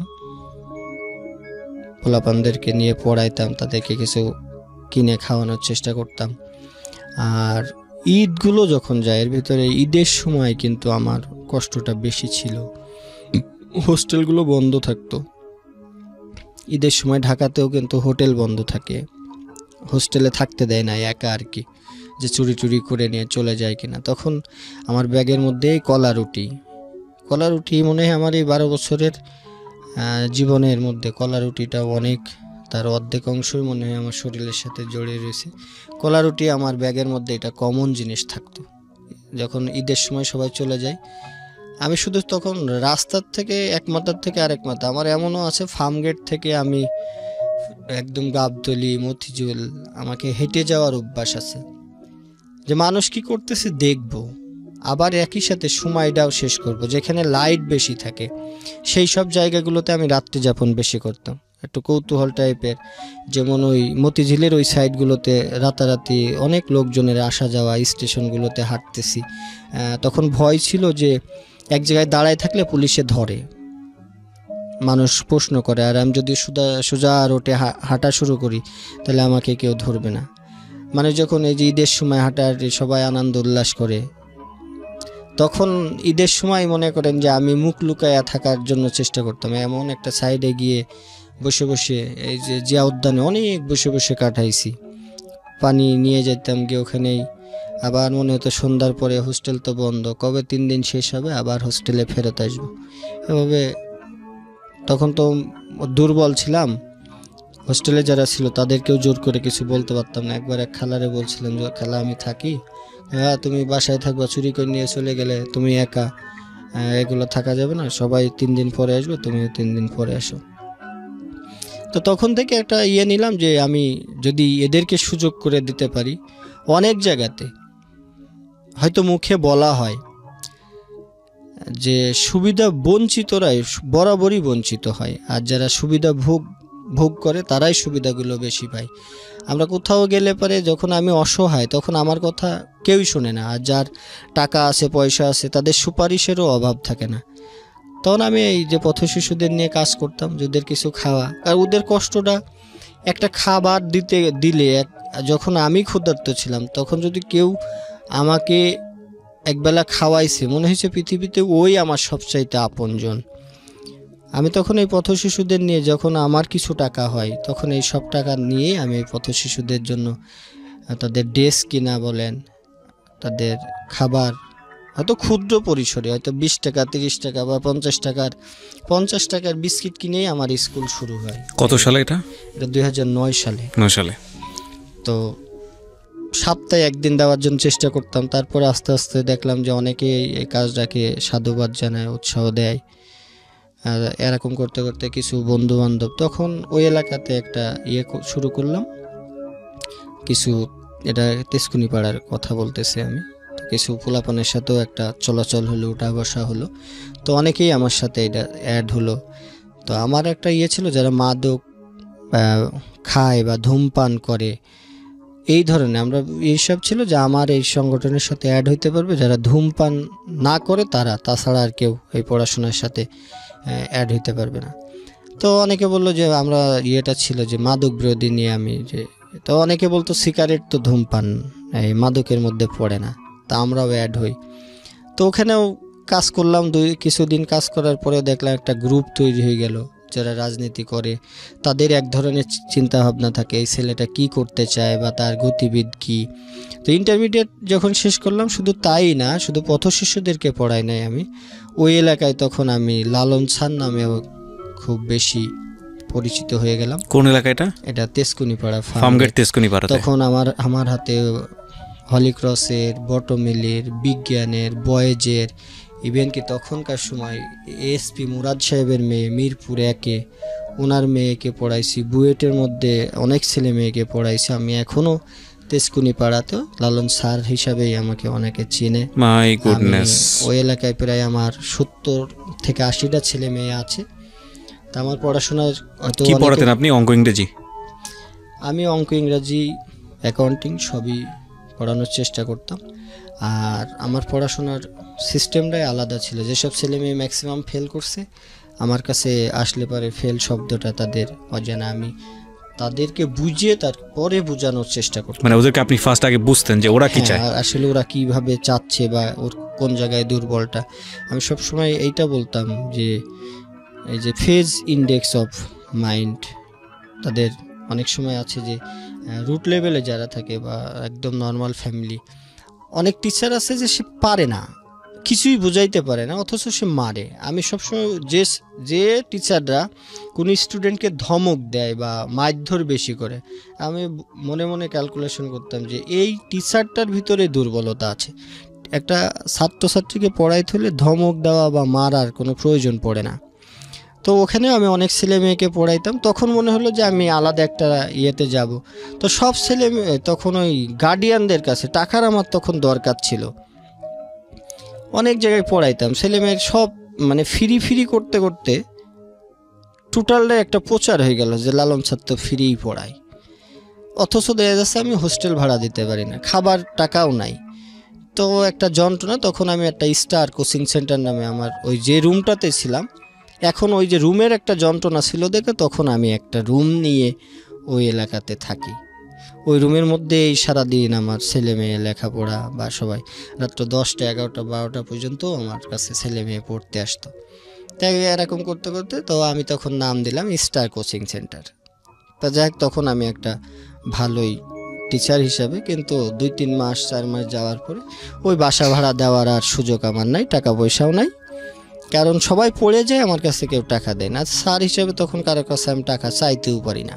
কিন্তু আমার 70-80 জন স্টুডেন্ট, সব ভালো ভালো ফ্যামিলির ছেলে মেয়েও পড়ে, কিন্তু তখন এখন অফিস যেটা নিয়েছি সেটা তো আমার ভাড়া দিতে হবে, ভাড়া না দিলে তো আর আমি ওখানে থাকতে পারতেছি না। তা যাক, আস্তে আস্তে ওই কোচিং সেন্টারটা আমি তখন ওই যে এসপি মুরাদ সাহেবের মেয়েকে যখন পড়াইতে যাইতাম মিরপুর, ওনার কাছ থেকে কিছু টাকা পাইতাম। তো বাইরের তখন টিউশনি নেওয়া শুরু করলাম, যে তখন আর এই কোচিং সেন্টারটা আমি ধরে রাখতে পারলাম না। এরপরেই আমার হলো এইবার ভর্তি হতে হবে আমার অনার্স। এখান থেকে তো টাকা পাচ্ছি না, আবার অনার্সে ভর্তি হতে হবে। তো অনার্সে ভর্তি হব, তখন হলো যে ওই কাজগুলো করতে গিয়ে দেখতাম যে যখন বস্তির মধ্যে যেতাম অনেক মানুষ নির্যাতিত হয়, বা সুদের ব্যবসা সুদের উপর যারা টাকা নেয় তাদের উপর কী ধরনের অত্যাচার হয়। তো এইগুলো ক্যালকুলেশন করতে করতে মেন্টালিটিটা পুরোটাই ঘুরে গেল। তো তখন আমার চিন্তা ভাবনা হলো যে না, আমি যদি এদের পাশে যদি আমি দাঁড়াইতে পারতাম তাইলে মনে হয়, তখন ছোটোবেলায় স্বপ্ন ছিল ডাক্তার হব, যে মানুষকে সেবা করব। এখন মনে হলো যে এদের পাশে দাঁড়াইতে পারে কারা, বা কি করলে প্রশাসনকে কিভাবে এদের পাশে এদের সহযোগিতা করে। অনেক ধরনের ইয়াবা ব্যবসা বলেন, তখন তো ইয়াবা ছিল না, এই যে হিরোইন টিরোইন ইডা সিডা এটা প্রকাশ্যে বিক্রি হচ্ছে, তারপরেও প্রতিবাদ করার, এইটার জন্য একটা ফ্যামিলিতে মারামারি কাটাকাটি, অথচ প্রশাসন তো সবই জানে। তাইলে এক শ্রেণীর লোককে তারা আগে ধরে নিয়ে যাচ্ছে, যে রোডের পাশে হিরোইন বেচে বা গাঁজা বেচে তাকে ধরে নিয়ে যাচ্ছেন। যে হিরোইন বা গাঁজাটা এই সমাজে সাপ্লাই দিচ্ছে তাকে কিন্তু ধরে না, তার সাথেই দেখবেন যে প্রশাসনের বা সমাজের ঊর্ধ্বতন ব্যক্তিদের উঠা বসা, কারণ টাকার কাছে মানে সবাই কিন্তু নত হয়ে গেছে। তো তখন হলো আমি এই কার্যক্রমটা আস্তে আস্তেভাবে চালাইতে থাকি, পথ শিশুদের নিয়ে কাজ করি। তখন তেজকুনিপাড়ায় একটা স্কুল ইস্টাবলিশ করে ফেললাম এরকম টিন শেড দিয়ে। সেই স্কুলটাও কিছুদিন পরে ওই জায়গায় যারা ব্যবসা ট্যাবসা করে বা ইয়াবা ব্যবসা ট্যাবসা, তখন তো মানে কথা কি মাদক ব্যবসা যারা করে তারা ওই জায়গাটা দখল করে নিল। তো তখন আমার আবার একটা শত্রু তৈরি হয়ে গেল। শত্রু কী টাইপের? তো 70-80 জন যখন ছেলে মেয়ে আমি পড়াইতাম, তো তখন তো উঠতি বয়সের মেয়েরা আমার কাছে পড়তো। তো এখানে কেউ ওই মেয়েদের হয়তো একটা রিলেশন থাকে, প্রেম থাকে, বা এইসব কারণে যদি আমি ওইসব বকাঝকা করছি বা মারছি, তো এইটার কারণেও কিন্তু আমার ওই এলাকাতে অনেক অপমান অপদস্থ হয়েছে। ওই যে কোনো একটা ফল পায়ে পায়ে ইয়ে করে যে আপনার পড়ানোর কাজ পড়াইবেন, ওই যে ওরা যে লেভেলে বয়সে ছেলেমেয়েরা প্রেম করে, ওদের বয়ফ্রেন্ড যারা থাকে আর কি, বা তাদের বড় ভাই যারা আছে, কারণ ওই তেজকুনিপাড়ার জায়গাটা ছিল কিন্তু খুবই, এখনও পর্যন্ত ওই জায়গাটা মানে ওই ধরনের না। এটা 500-1000 টাকায় ওই সব সাইডে মানুষকে মানে মেরে ফেলতেও দ্বিধাবোধ করবে না। তো যে আমার একটা ইয়ে ছিল, ওই মেয়েটা হলো গার্মেন্টসে জব করতো আর কি। তো আমার সাথে যখন তার পরিচয় হয়, তখন সে ক্লাস 3 পর্যন্ত পড়ার পরে অল্প বয়সে তার বিয়ে টিয়ে হয়ে যায়। তো তাকে আমি, যে আমার সাথে এই কাজ করলে তাকে আমি 800 টাকা বেতন দিলাম, যে তুমি কাজ করো, গার্মেন্টস ছেড়ে দাও, তোমাকে আমি পড়ালেখা করাবো, আর যদি তুমি আমার সাথে থাকো হয়তো তোমার পড়ালেখা হবে, এই যে মানুষগুলো ইয়ে শিখবে। তো তাকে আমি প্রতিদিন পড়াইতাম, পড়ানোর পরে ওকে 800 টাকা বেতন দিল। ওই মেয়েটাও অনেক বেশি পরিশ্রম করছে আমার কাজের সাথে, ছেলে মেয়েদেরকে পড়ানো। তো তখন আমরা চিন্তা করলাম যে আমাদের তো কোনো সোর্স অফ ইনকাম নাই, তাহলে আমরা কিভাবে এটা করা যায়। তো তখন আমি ওই মেডিকেলের blood test, diabetes test, pressure, এইগুলো একদিন জিয়া উদ্যানে গেছি, তখন দেখি যে এইগুলো করে এই যে জিয়া উদ্যান। তো আমি তখন আমার লক্ষ্য ছিল যে না, এরা তো করতেছে, এটা কী হিসাবে করে। তো ওখানে গিয়ে আমি কয়েকদিন ঘোরাঘুরি করে নিজেই তাদের টেস্টগুলো দেখার চেষ্টা করতাম। তো একদিন এগুলো সবই শেখা হলো। শেখার পরে এগুলো কোথায় পাবো, কিভাবে পাবো, ওই মেয়েটাকে নিয়ে আমি বললাম যে এইগুলো নিয়ে যদি আমরা জিয়া উদ্যানে কাজ করি তাহলে তো আমরা কিছু আয় করতে পারবো সেইটা দিয়ে। তো যাক, ওই মেয়েটার সাথে সর্বশেষ আমার সম্পর্কটা যখন সে মনে হয় এবার ইন্টার পাস করছে, আমি তার হাতে করে অনেকেরই, আমি ওই লেভেলেও যারা ছিল তাদের, এরকম সমাজে অনেকেই আছে যাদেরকে এমন মুক্ত হতে নিজের টাকা দিয়েও ভর্তি করে দিয়েছি, পড়াইছি। তো একটা আপনি হলো একটা সমাজের মধ্যে যখন একটা মেয়েকে সাপোর্ট দিতে যাবেন, এটার কিন্তু বড় ধরনের একটা ইফেক্ট আপনার ঘাড়ের উপর পড়ে যায়, যে ওর কি লাভ, ওর কি স্বার্থ।